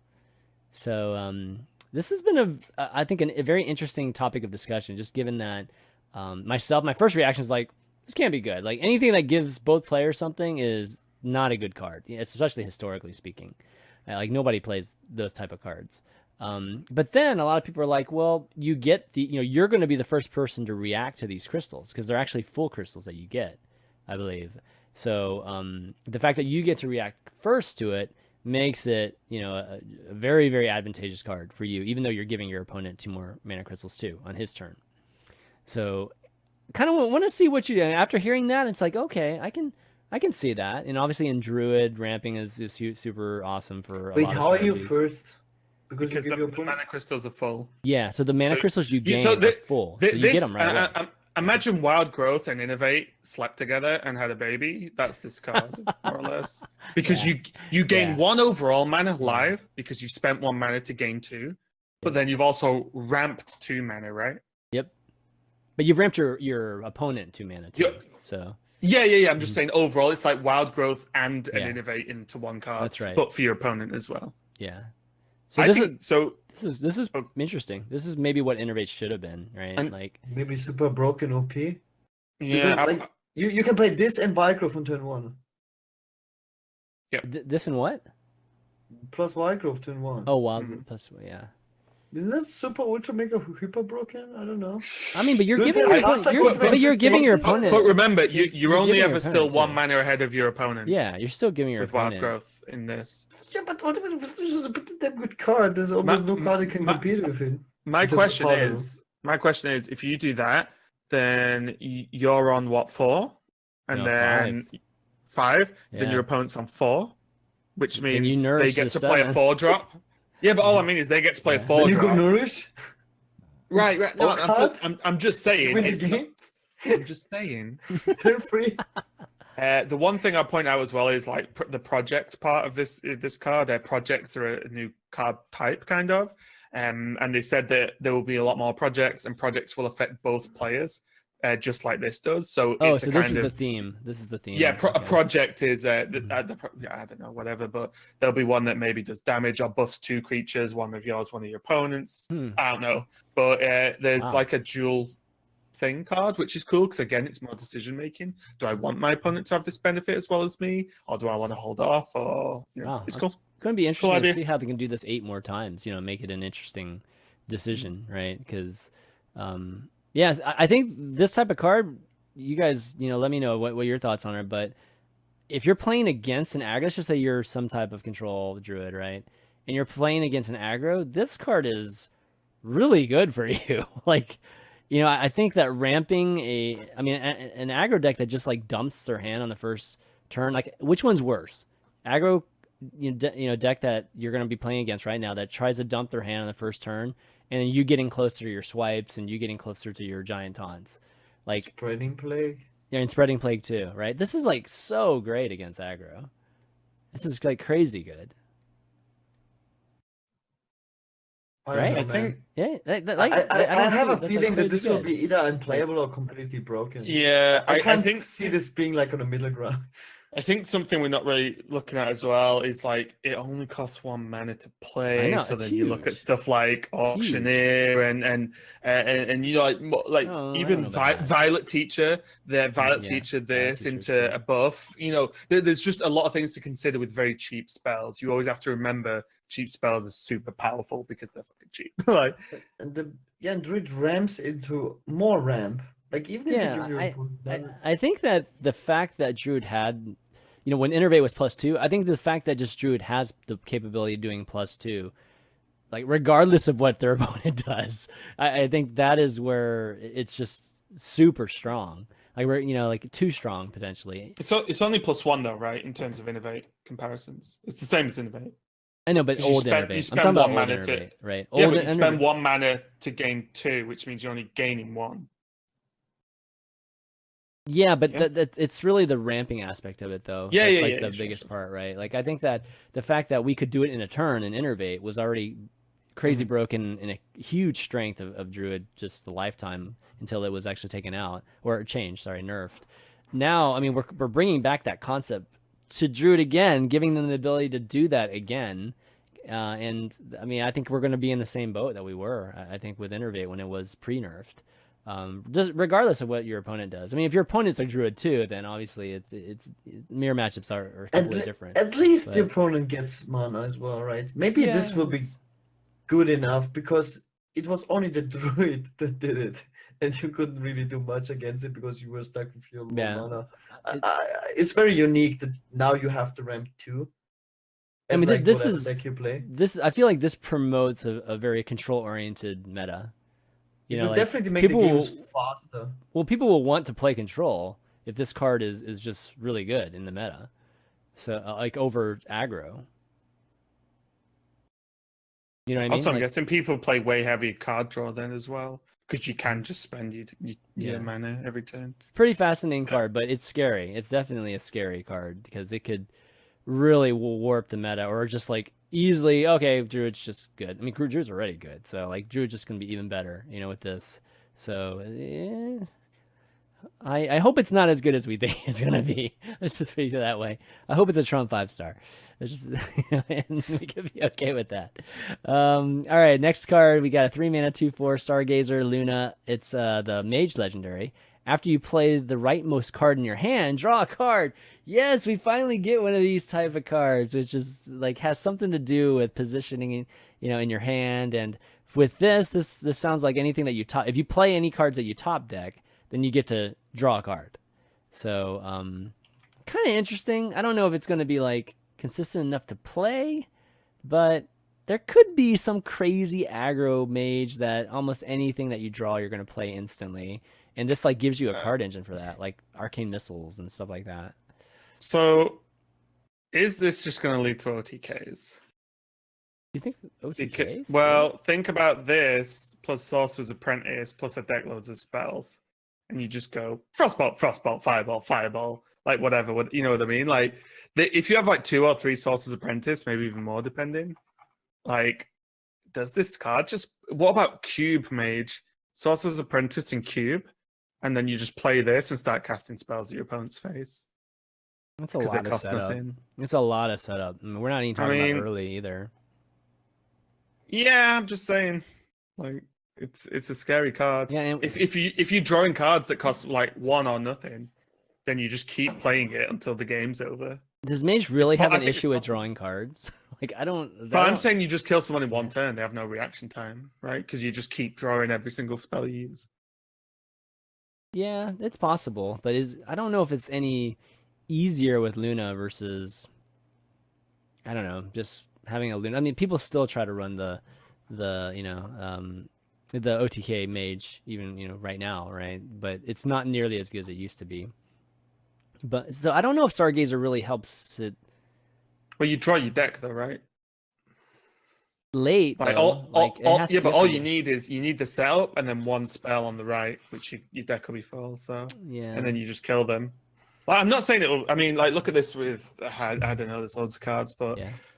And we've not even seen any other mage cards yet. This is 1 mage card. Like if they release any other good spells, like this could be nutty actually. It could be. Sorcerer's Apprentice. It could definitely be. It's interesting because mages have a lot of ways to draw cards right now. Alunith, just everything, basically everything that it has. It's probably got like 3 or 4 cards, 3 cards right now that draw cards. So. All I'll say is it's cheap enough to be a combo card. That's all, right? It's only 3 mana, so it's pretty cheap for its effect. Yeah, I can see that. I mean, I could see just throwing this into aggro tempo mage right now, and it could improve it a tiny bit. Just giving a little bit more draw power than strictly waiting for a Luna type of thing. You'd have to weigh the options because you're getting rid of some key spell to do it. But okay, let's see. I don't know, Gar, unless you had any comments on that card, no? Yes or no? I mean, it's RNG. I don't know. I don't like it. I mean, it is kind of like a hero card in a way, right? Yeah. That's how I see it. And if you draw good cards, then it's perfect. And if you don't, then it's free mana. You gotta have a cheap. Yeah, I feel like you have to have a very low mana spell curve, right? And if you can't play it, then it's just a free mana 2/4. Well, if you play it and you just don't have, like, you draw something bad for your top deck, you're screwed, right? It's a high roll card. Yeah. But like, you can. It'd be cool if you could shuffle your cards. Like you could reorder your cards. Like there's something that allowed you to do that. I'm just thinking like for 3 mana, you play it say turn 10, you have another card in hand that you can play, right? Minimum. So it's probably going to be 7 mana or less, and then you can just probably draw 1 to 2 cards, and it might not be a massive combo, but it might be good enough. We'll see. Maybe it's a cool card. Actually, you know what? Maybe that's what's going to happen in the next mage card or something. There's going to be another mage card that allows you to shuffle your hand or some, like do something different with your hand. I wonder if that's any maybe some type of clue into that too. But anyways, this is the first time they're doing that. these are the kind of things that I think we've seen in like a lot of custom cards. So really cool. I mean, I'm glad they're doing this type of thing. And the last thing is Myra's Unstable Element, which is the rogue legendary. Draw the rest of your deck. Excuse me. 5 mana. It's a spell. Just draw the rest of your deck. Like, okay. Every class is getting a legendary spell, right? And this Yes. is the rogue one? Yeah. That's another thing about this expansion. We're going to actually have legendary spells for the first time. This has to be good, right? I mean, imagine in an aggro deck, you just splurge your hand onto the board in the first 4 turns and just draw 10 cards to try and win the game. Maybe not even that early, but just saying, imagine odd rogue, right? You run out of cards halfway through the game, and then you just go whatever, 5 mana, draw a full hand, let's go. Like, I don't know. The card seems pretty decent. It's like a Lunith on drugs, basically. It's definitely a weird card, Yeah. and it's one that we've never had to deal with even close to this kind of effect before. But I think God, if Hunter had this, oh my lord, I'd love it. It's so sick. Hunter already has this in the form of a weapon, dude. in a way, it kind of, right? A full reload, right? I mean, Well, that's what I'm saying, there's no negative impact to it. Like this one actually has random, a negative right? impact. This would be fatigue instant. Like you have to kill the guy. Probably in the next 5 turns. Build your deck to kill them. Like that's what I don't know. Like maybe not. It's interesting, and it's odd as well. It's odd as well, so it could be played in odd rogue. Yeah, what if you play full burn? You play Sinister Strike, you play Cold Bloods, Leroy, all the burn. God. Oh my god. And then you play this, and then you draw full burn. Like you're already super aggressive. You have all these cheap minions to just do damage. And they're all odd, so you can put that in odd rogue, which is already like screw odd rogue. Let's just say you put a bunch of chargers and faith spells in it. That's it. And then you draw. Yeah. Yeah. That could be pretty interesting. I mean, I think it could be strong. Okay, my experience with these kind of cards is the last 2 we got were DKs and legendary weapons, and most of them are you draw it, you play it, you win the game if the opponent doesn't have an answer. If he doesn't have his own DK to fight my DK, I will win. If I play my Skull of the Manari and you don't have a weapon removal, I win the game. And I have a feeling that these spells might be the same. Yeah. I draw it and I will probably win the game. So the way I see this card is you play in super aggro, right? And then my question is, after turn say 6 or 7 in a highly aggressive deck, do you ever draw your deck? No, you never go to fatigue, right? Do you ever even draw 10 cards? Probably not. You've either won or lost by that point. This makes you draw 10 cards. Screw the rest of your deck. You were never going to draw anyway. It's a hero card. Go. It's insane. It's insane, but it doesn't make for. I mean, this is like anti what they did with Witchwood. You know, like I feel like I was hoping like with this expansion they would just kind of build upon Witchwood and kind of like ease its way into like power level again. This is just literally like what Gaara said. Like it's like high roll. You either just beat your opponent quick, or it's like doing an 8-8 Van Cleef. You know, 8-8 or a 10-10 Van Cleef early on. And it's just like, okay, that's it. We're just going to go all in. We're literally go all in super early, and we win. If we don't, we just lose. But this is pretty much the style of play that you're going to have. Is that not what an aggro deck is anyway, though, right? Yeah, but like, highly aggro deck.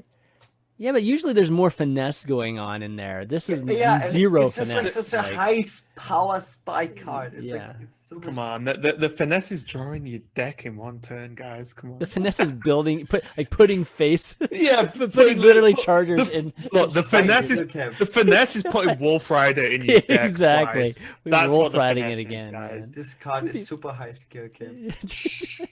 A lot of people in chat didn't think it's going to be good. We'll have to see. I think this will be played. Strategy to play this card. Drawing cards is often pretty good. That's my analysis on the game. It's the most powerful thing, I think.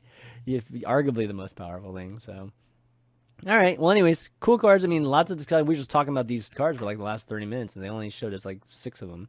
So, lots of goodies coming our way, you know, in the near future. I guess it's just full out card announcement time, right? So, I mean, if they wanted to announce the expansion next week, then probably not yet.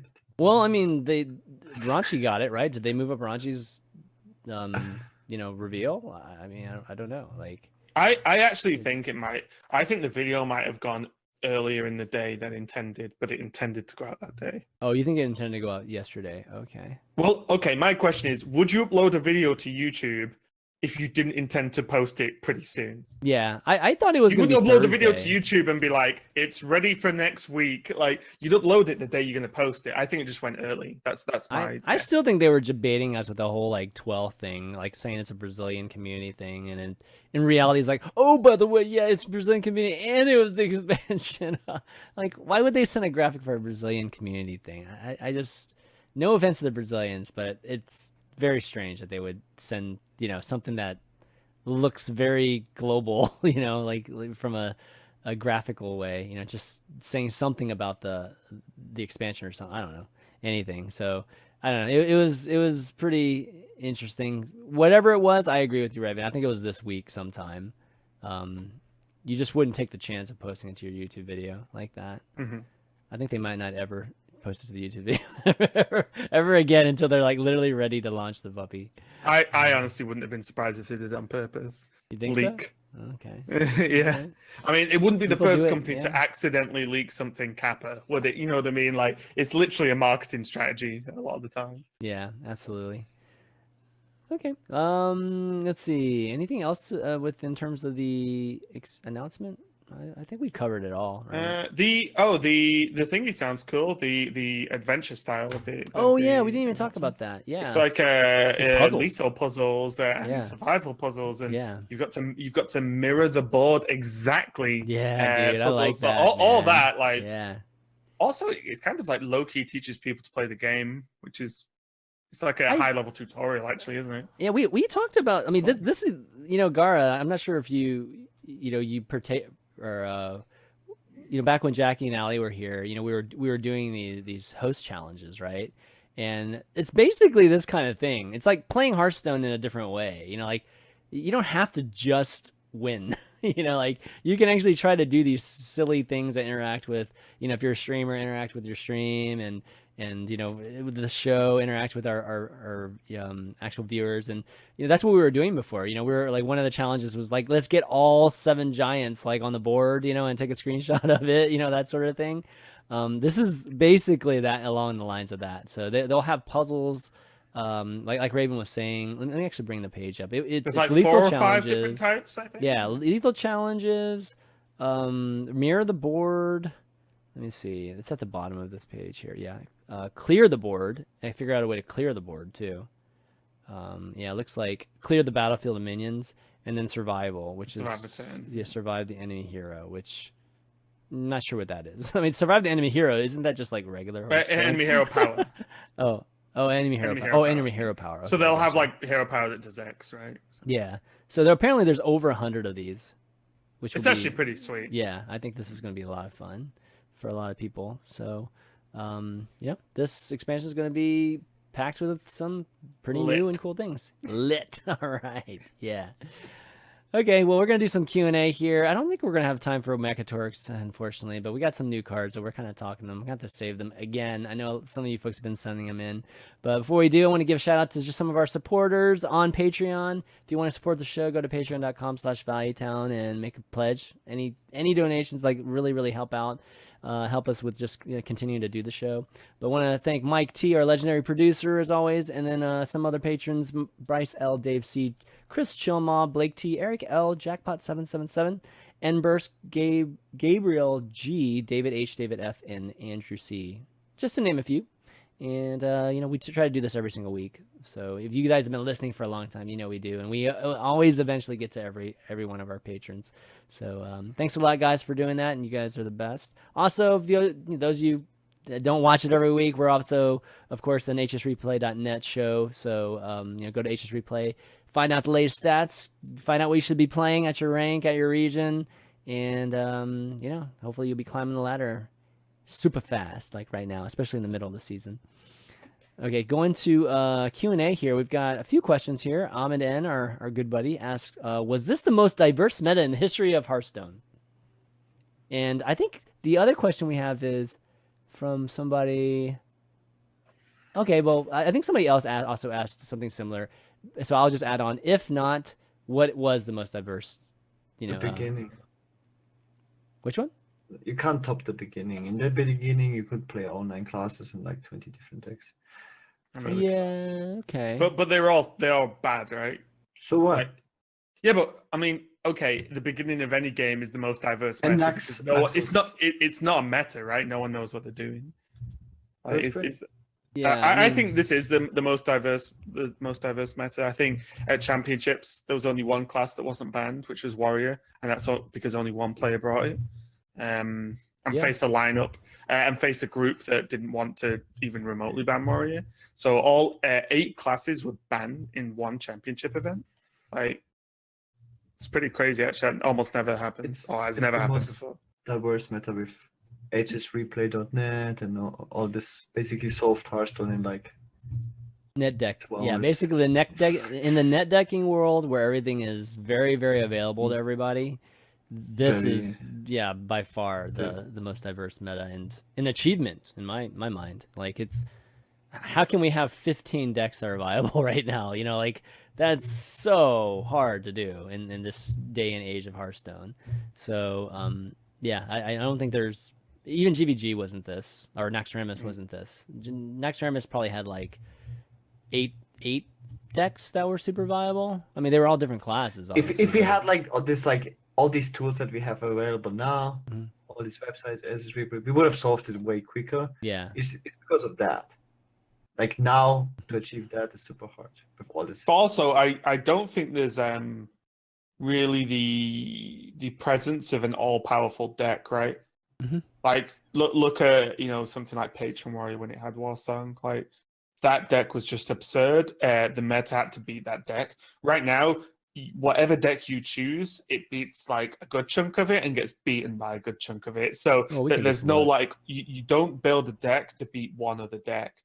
I mean, To beat like sorry, you don't build a deck to beat the best deck. You build a deck to have the best matchups versus the most Yeah. decks right now. Because you I mean, look can't at- just be like, I'll beat the Warlocks. It's like, well, which Warlock? Exactly, Cube, Even, Zoo. It's like, what do you want? It's too hard. Like, you can't do it. I mean, just even look at the power. Like, here's just the general class power rankings, right? Just look at the range between the win rates. You know, like it's small. You know, like this is very, very tiny and close. I mean, there is a little bit of haves and have-nots right now, this second, but the last 3 months, this has been so tight. You know, like and usually it's super tight in the very beginning of an expansion, and then it just like increases. This usually gets down to like a 46, like the worst class, but this is at a 48 right now, so it's kind of crazy. Popularity is just based on a lot of different things, so that's not as much indicative. But the win rate is indicative. Popularity is based off Twitch. viewership. Exactly. But look at Warlock though right now, 26% basically. That's insane, man. That's how many people are playing Warlock just from rank 4 and up. That's nuts, man. I mean, that's also very, very heavily impacted by HS Replay, right? Yeah. If it is. HS Replay says one deck has the highest win rate across everything, so the most It is, people but look go at on. that. But look at Paladin. Look at Paladin's 7.1%. Look at Paladin's rank win percentage, right? So normally that like is up. normally closer. That would mean Paladin would be up and up, right? But Paladin actually came down from last week. So that's. But is that because Warlock's gone up though? I don't know. I don't know. Yeah, I don't know. It's kind of the win percentage went up, but yeah, I mean, Yeah. you would think that because Warlock's good, then I guess, but yeah, odd Paladin would take a hit. But anyways, yeah. So to get back to the question, yeah, definitely right now I think is the clearest. And again, when you're probably wondering like, what am I talking about when I say, how is there 15 decks viable or whatever? Well, if you.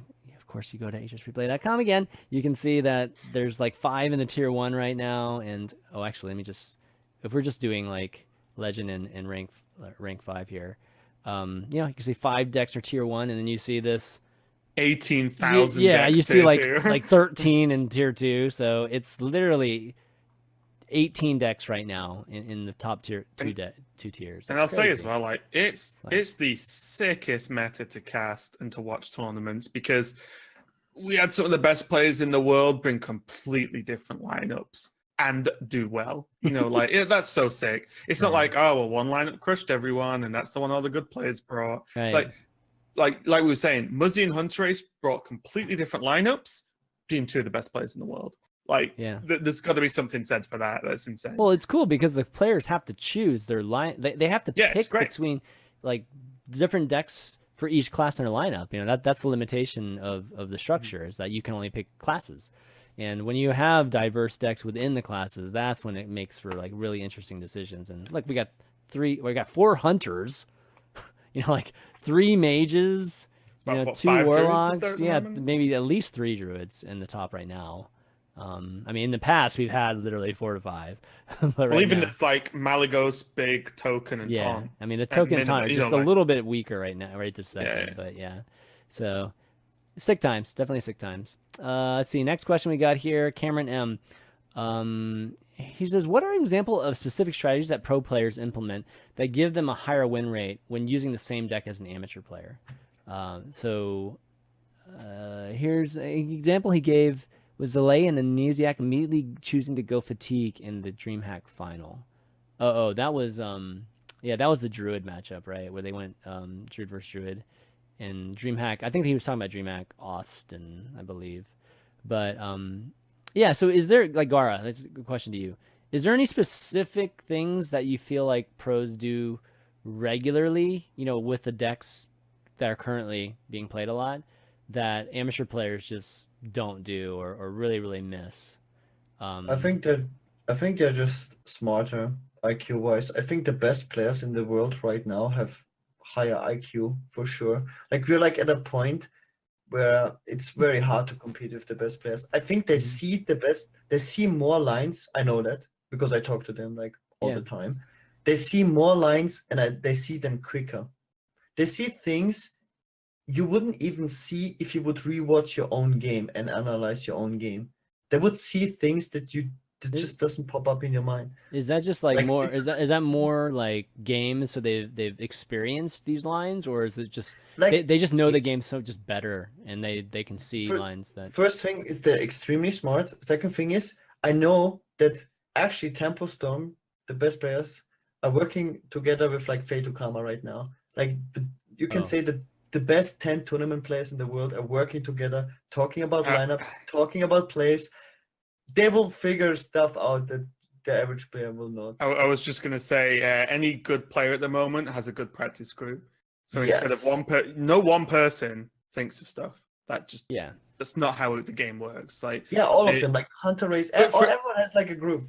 For example, that example one, I'm not sure if that's how you should play the matchup, but Zelay and Amnesiac, right? They both knew that going to fatigue at that time was deemed the correct strategy. Why did they both know that?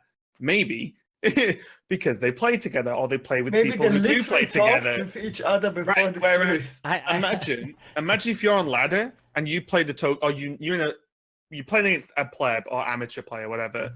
You think that amateur player is going to think the correct way to play token druid mirror is to not play anything? They're never going to think that. And then the not play anything punishes the player who plays first normally. But I'll also say as well, I feel like every amateur player just can't mulligan, and the pros are extremely good at it. Like most amateur players don't know what to mulligan for in any given matchup. They actually just replay.net and figure out what to mulligan to, guys. They actually will I mulligan for my 1 drops, 2 drops, 3 drops, or as Druid's the slightly easy one. I mulligan for ramp, right? But like, look at Warlock mulligans. You know, they're rogue mulligans. Like a lot of them are actually quite difficult based on what matchup. And amateur players, I'm pretty convinced, have mulligan strategies for their deck, but not for their matchups, if that makes sense. And I feel like that, like mulligan for me at least, I feel is the hardest part of the game. To actually get that mulligan right is very hard. We get a request for that feature all the time. Basically, can we get basically our mulligan guide for matchups, right? Versus matchups, and not just general. Damn it! Are you making that an overlay? So it's not an overlay. I'm talking about, and it goes mulligan this and this. No, it doesn't do that. Oh my god, that would actually be pretty sick. That's not a bad idea, actually. I'll I might have to put that. I might have to put that down, Raven. No, so right. Yeah, I think you're right about that. I think also another thing too is that I think a lot of amateur players don't know the match, like know that they're not supposed to win matchups like right away, unless it's just like egregious ones, you know, like ones that are just obvious that you're supposed to lose to it. But I think even just like the closer ones, they don't know like how much of an underdog they are. And I think when you know you're an underdog, you will take more aggressive lines. You know, just like you will take chances like earlier in games. And a good example would be like Shutterwalk games. And we've seen people. We talked last week with Bunny Hopper about this. There's some people that made some bad decisions, obviously, in the summer championships, but you could at least see them making those choices where most amateur players do not make those. Like when they play Shutterwalk, they just play to the end, right? Like you just keep playing until you get every single battle cry and that sort of thing. Where the pros actually play that line, you know, a decent amount of times where they just go for, you know, the actual fill the board Shutterwalk strategy and not the crazy battle cries. So yeah, people also don't play to the hand. It's something you should learn relatively early. Yeah. But if you're playing Zoo and your hand is Soulfire, Leroy, Tar Creeper or something, like your game plan is to kill your opponent very quickly and almost certainly ignore most of their stuff, because you can't win the trading battle when your hand doesn't tell you that, right? Like you have to play aggressive if that's your hand. Whereas if you have no burn in your hand, you have to play for the board because that's also what the deck does. But Yeah. I think people gets too set in. It's like the Malygos deck, right? The problem people are having at the moment with Malygos Druid is they're trying to OTK every single matchup. And in most of the matchups, you don't have to OTK them. Mhm. You just play the deck that happens from Malygos Double Moonfire in it. You know, that like, but people are like, oh, this deck does this one thing. That is what I will try to do every single game. And that will lose you a lot of percentage as well. And all of this is because they play a ton of games too, guys, and talk about it like with those groups. And this isn't just, you know, something they innately know either. It's just over time, I think they've gained this knowledge, and they are smart people too. So they probably figured out that game with Zalay and Amnesiac. I don't think they've played very many of those games, like those type of games where they're going into fatigue with those two druids. They might have talked about it in theory, but never gone through it. So watching them actually navigate it live, I thought was the biggest eye-opening thing for me, you know, because I could tell that they were like working things out like on the fly. And that was like really cool to see how that ended up matching up at the end. Okay, follow-up question, Cameron, I think from a previous week. How much of reaching legend ever meant is simply understanding variance and putting in the time to grind with the 55-65% win rate? Gaara is probably a perfect person to ask for this. He says, I'm wondering if players struggling to reach legend often are simply giving up too soon or going on tilt, not fully understanding the variance involved in a 5 to 15% edge deck. Are you trying to insinuate I don't hear legend, Chairman? No, it's just like, I'm just saying, joking. Gaara gets to legend on 3 ladders, okay? So clearly he's being more efficient than we are. I actually, I was thinking about it the other day. I might actually be the player that reached legend the most times in the world. Okay. Because, just exactly like the amount. Not like, I'm not saying the fastest way anyway. Right. Because I was the first player in the world that played on 2 servers. Like I had to make like in the very few first seasons you had to make an extra account. Couldn't play on multiple servers. And since then I'm reaching legend every season. Like now 3 servers for many years. I think I reached legend 200 plus times. Sometimes it's just harder to solve the meta, but it was never really difficult to. I think once you reach legend 50 or 60 times, you just know what you have to do to reach legend, right? Even when things are going bad. Yeah. Even if you're stuck on, let's say, rank 4 for multiple days in a row, to not tilt. I think the most important thing is to not. I saw actually people that messaged me that said that they played for 24 hours, they dropped from rank 2 to rank 4, went to sleep, then woke up and reached legend in like 3 or 4 hours. Yeah. So it's was streaky, super, man.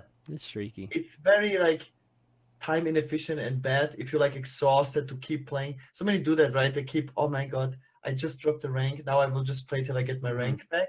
And then they drop another rank. And then they're like, okay, I just want to get at least 1 rank back. And then they're awake for 20 hours. Your brain can only do so many decisions per day. And fatigue is like, you have to be, it's a mental game, right? Hearthstone is. Yeah, I also think as well, it's like keeping up to date on how your stats are going, because if you're playing a deck and then that day or over 2 days, you are actually you say your deck's weak to Paladin, you're playing Rogue, right, on ladder, and you face like mostly Paladin, you should either switch deck after a decent amount of games or just stop and try tomorrow, or at a different time, because the more you think, oh well, I've got a 60% win rate, this is going well, after like 2 days of like mainly facing one deck that you're losing against, you should probably just switch if you can. But also that's like a tough line to walk, because I know some people who like lose a game and switch because they're angry, and then lose a game and switch because they're angry, and that's also no good. So I think like just like you said, Gaara, just not telling, keeping a calm head is actually important, because you just as much as you get hyped when you win 6 games, 7 games, 8 games in a row, but you could just lose 8 games in a row, but it's fine, right? That's the game, right? That's the way it works. And this is all assuming. I mean, there's another added facet to this too, which is, you know, how good you are at playing a deck too. Like, that's one thing I really, really want to add to the site soon. You know, like in the future, is just a, you know, it's almost like a rating of how good you are at playing this deck, so that, you know, the biggest thing is just to know why you're losing. You know, like, and whenever you lose, I think one of the biggest frustrations for people, and that's why, like, you know, HSReplay.net and sites, you know, like ours is good, is because it gives you reasoning behind it, and then it gives you a way to try to fix it. And I think right now, one thing that's, you know, missing a bit from the community is just like knowing how good of a player you are at a certain deck. You know, like how are you compared to the average person that plays even Warlock right now? You know, and because if you just look at the general stats and it says that you should be winning and you're losing, then it's like super frustrating you, right? And it's just like, why am I still losing, even though like most people are having like a 58% win percentage? So, you know, I think that element of it is important too. And my point is like you need to play a deck long enough to actually know how to play it correctly too, and you know, that sort of thing.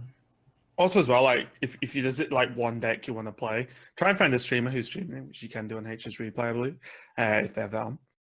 But streamers will often explain plays, or even just watch them and copy what they do. If they're playing even lock and they're up against Druid, what does their mulligan look like? What's their first few turns? They'll probably talk about the game plan. Just copy them, and then you'll start to understand what the correct motions are for any given matchup.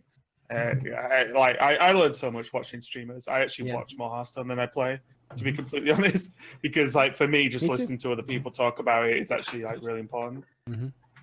I can add another tip. Another thing is definitely self-awareness. It's like, if you know this deck is good enough to reach Legend, let's say if you play a deck that someone got rank 1 Legend with, you just have to know this deck is good enough to reach Legend if this guy reaches rank 1 Legend with it. So if you keep losing with it, then you're either not playing it good enough, or you're tilted because you're losing too much, or the meta right now at this moment is not good enough, so you should take a break.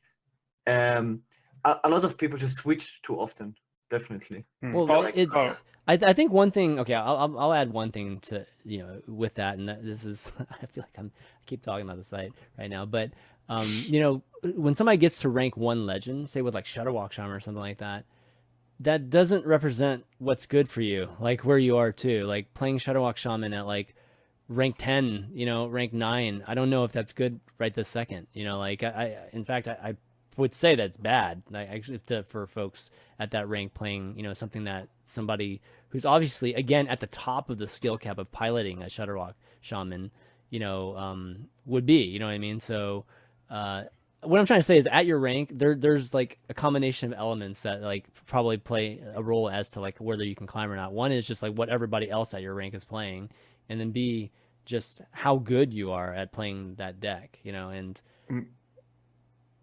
one final quick tip as well is, if you actually want to climb and you're not gonna and you actually want to hit Legend seriously, don't sit and play whilst watching Netflix or watching something else, or paying your bills.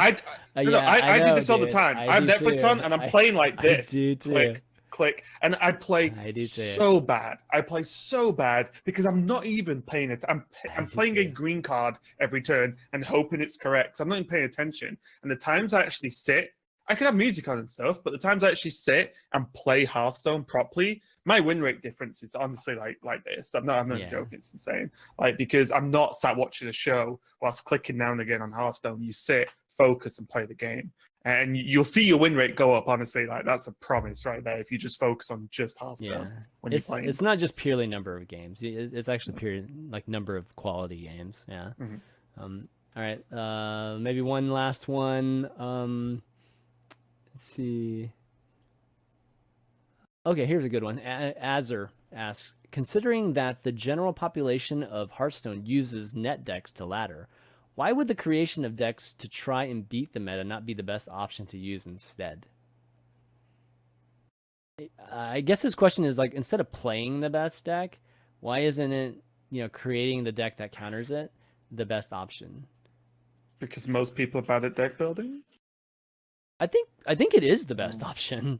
I just don't think that like you said, like I don't think a lot of people are good at Almost doing everyone in the world is Yeah, bad at deck building exactly, right now. exactly. Like, No, the reason is they're the best decks for a reason, because you have too much sample size. If HS Replay shows you even not being the best deck with 52% win rate with like 1 million game sample size against other top tier decks, you can't just randomly come up with a deck that beats that. It's basically solved. It's too much sample I size. don't. Okay, so No. I talked to Strifco. Like a lot of top players, best deck builders in the world, are trying to beat those best decks. It's super hard. Like even for the very best deck builders, because it's just too much sample size. One thing I'll say as well is, like, if you tell me to build a deck that beats a deck, right? You probably can build something that has a good percentage, like a percentage you would be happy playing, right? The issue is, especially in meta right now, what if you face the other decks? You just get crushed. You cannot build a deck that beats all of the top tier decks. That is impossible because the top tier decks are so varied. But if you want to build a deck that just beats one thing that you've seen a lot, fantastic. You can do that. But you cannot build a deck that will beat one awesome deck and do well at other things. The closest I think we got was like Spiteful Druid probably had the overall best matchups we've seen recently. Talk about Spiteful Druid this weekend? Yeah, that was like a surprise. But too. I think like that was like 51% versus everything at one point. Or something random like that, where it was like it's just a good deck to just sit and jam because it's very straightforward too. But you cannot like deck build your way out of a 6 high powered deck meta, because like you cannot build that 7th deck that beats the other 6, or it would have been built by now. I would say, just kind of like a devil's advocate here. It's like, I think that what Azur is suggesting happens on a daily basis.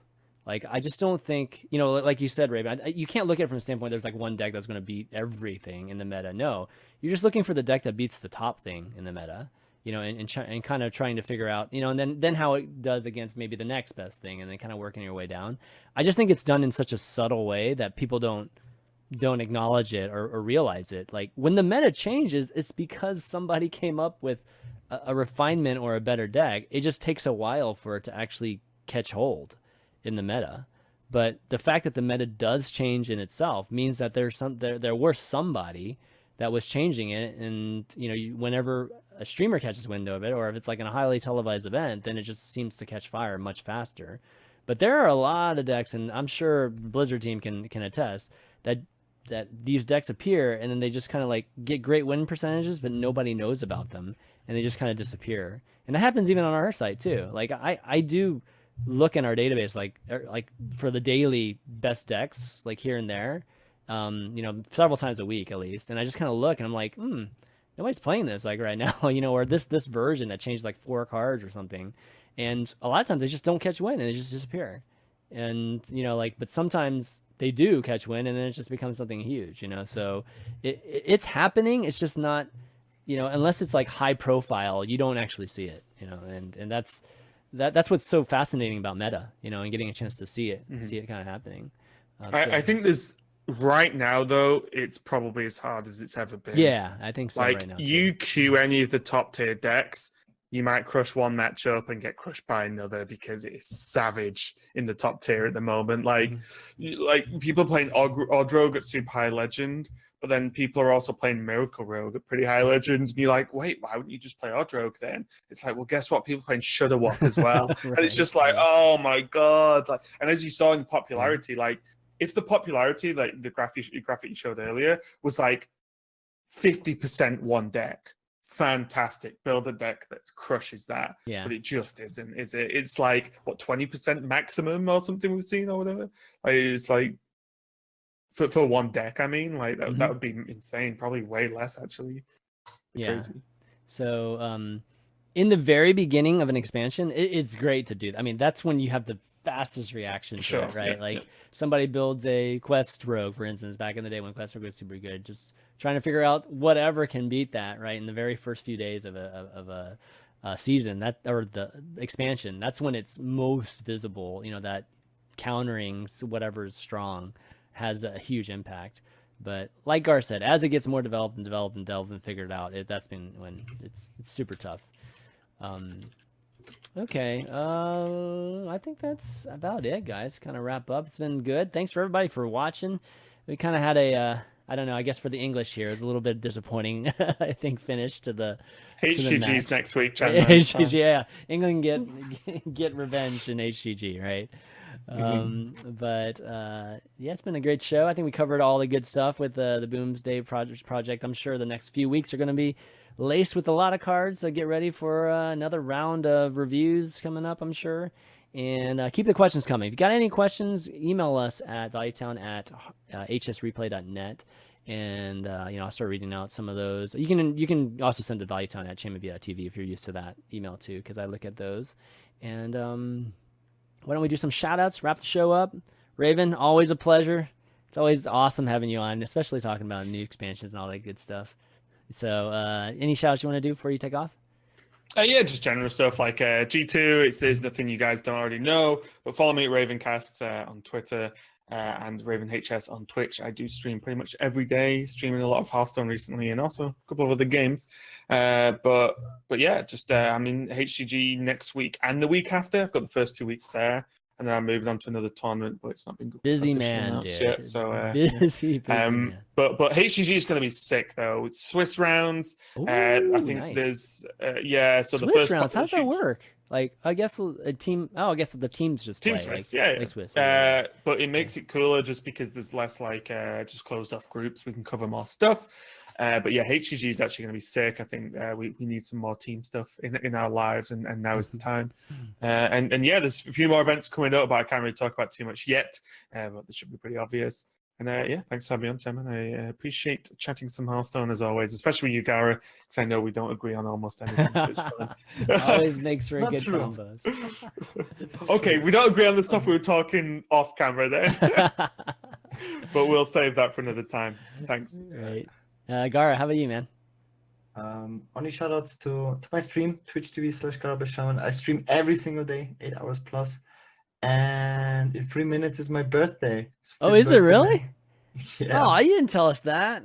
I actually just remembered. Happy birthday, dude, in 3 minutes. Birthday, Yeah.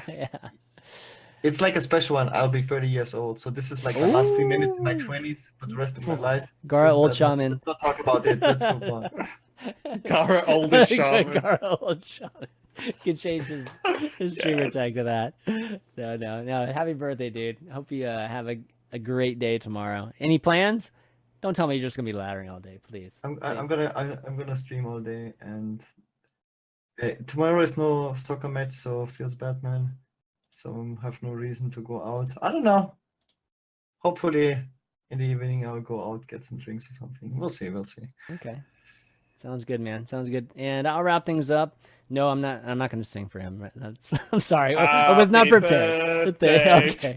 If you do it, then maybe I could be coerced into singing. But it's fine. No, it's not quite birthday yet anyway. Yeah, exactly. It's only 11 p.m. in England, so that's true. I'm way too early. It's 6 o'clock here, so it's not even close. No. But wrap things up by again thanking you guys for watching. You can catch the YouTube VODs on youtube.com/hsreplaynet, or you can catch it just as usual on youtube.com/ChanmanV2. You can find it on iTunes and Google Play and SoundCloud.com/ChanmanV and Spotify too. If you just search for Valuetown, you'll find us. Leave us a message there too. It's really really helps with people trying to find a Hearthstone podcast that they might like. And that's about it. Just another shout out to our sponsor this week, ZipRecruiter. And of course, HS Replay. You can go check that out. But for Raven, Gaara, and myself, ChanmanV, we'll see you next week.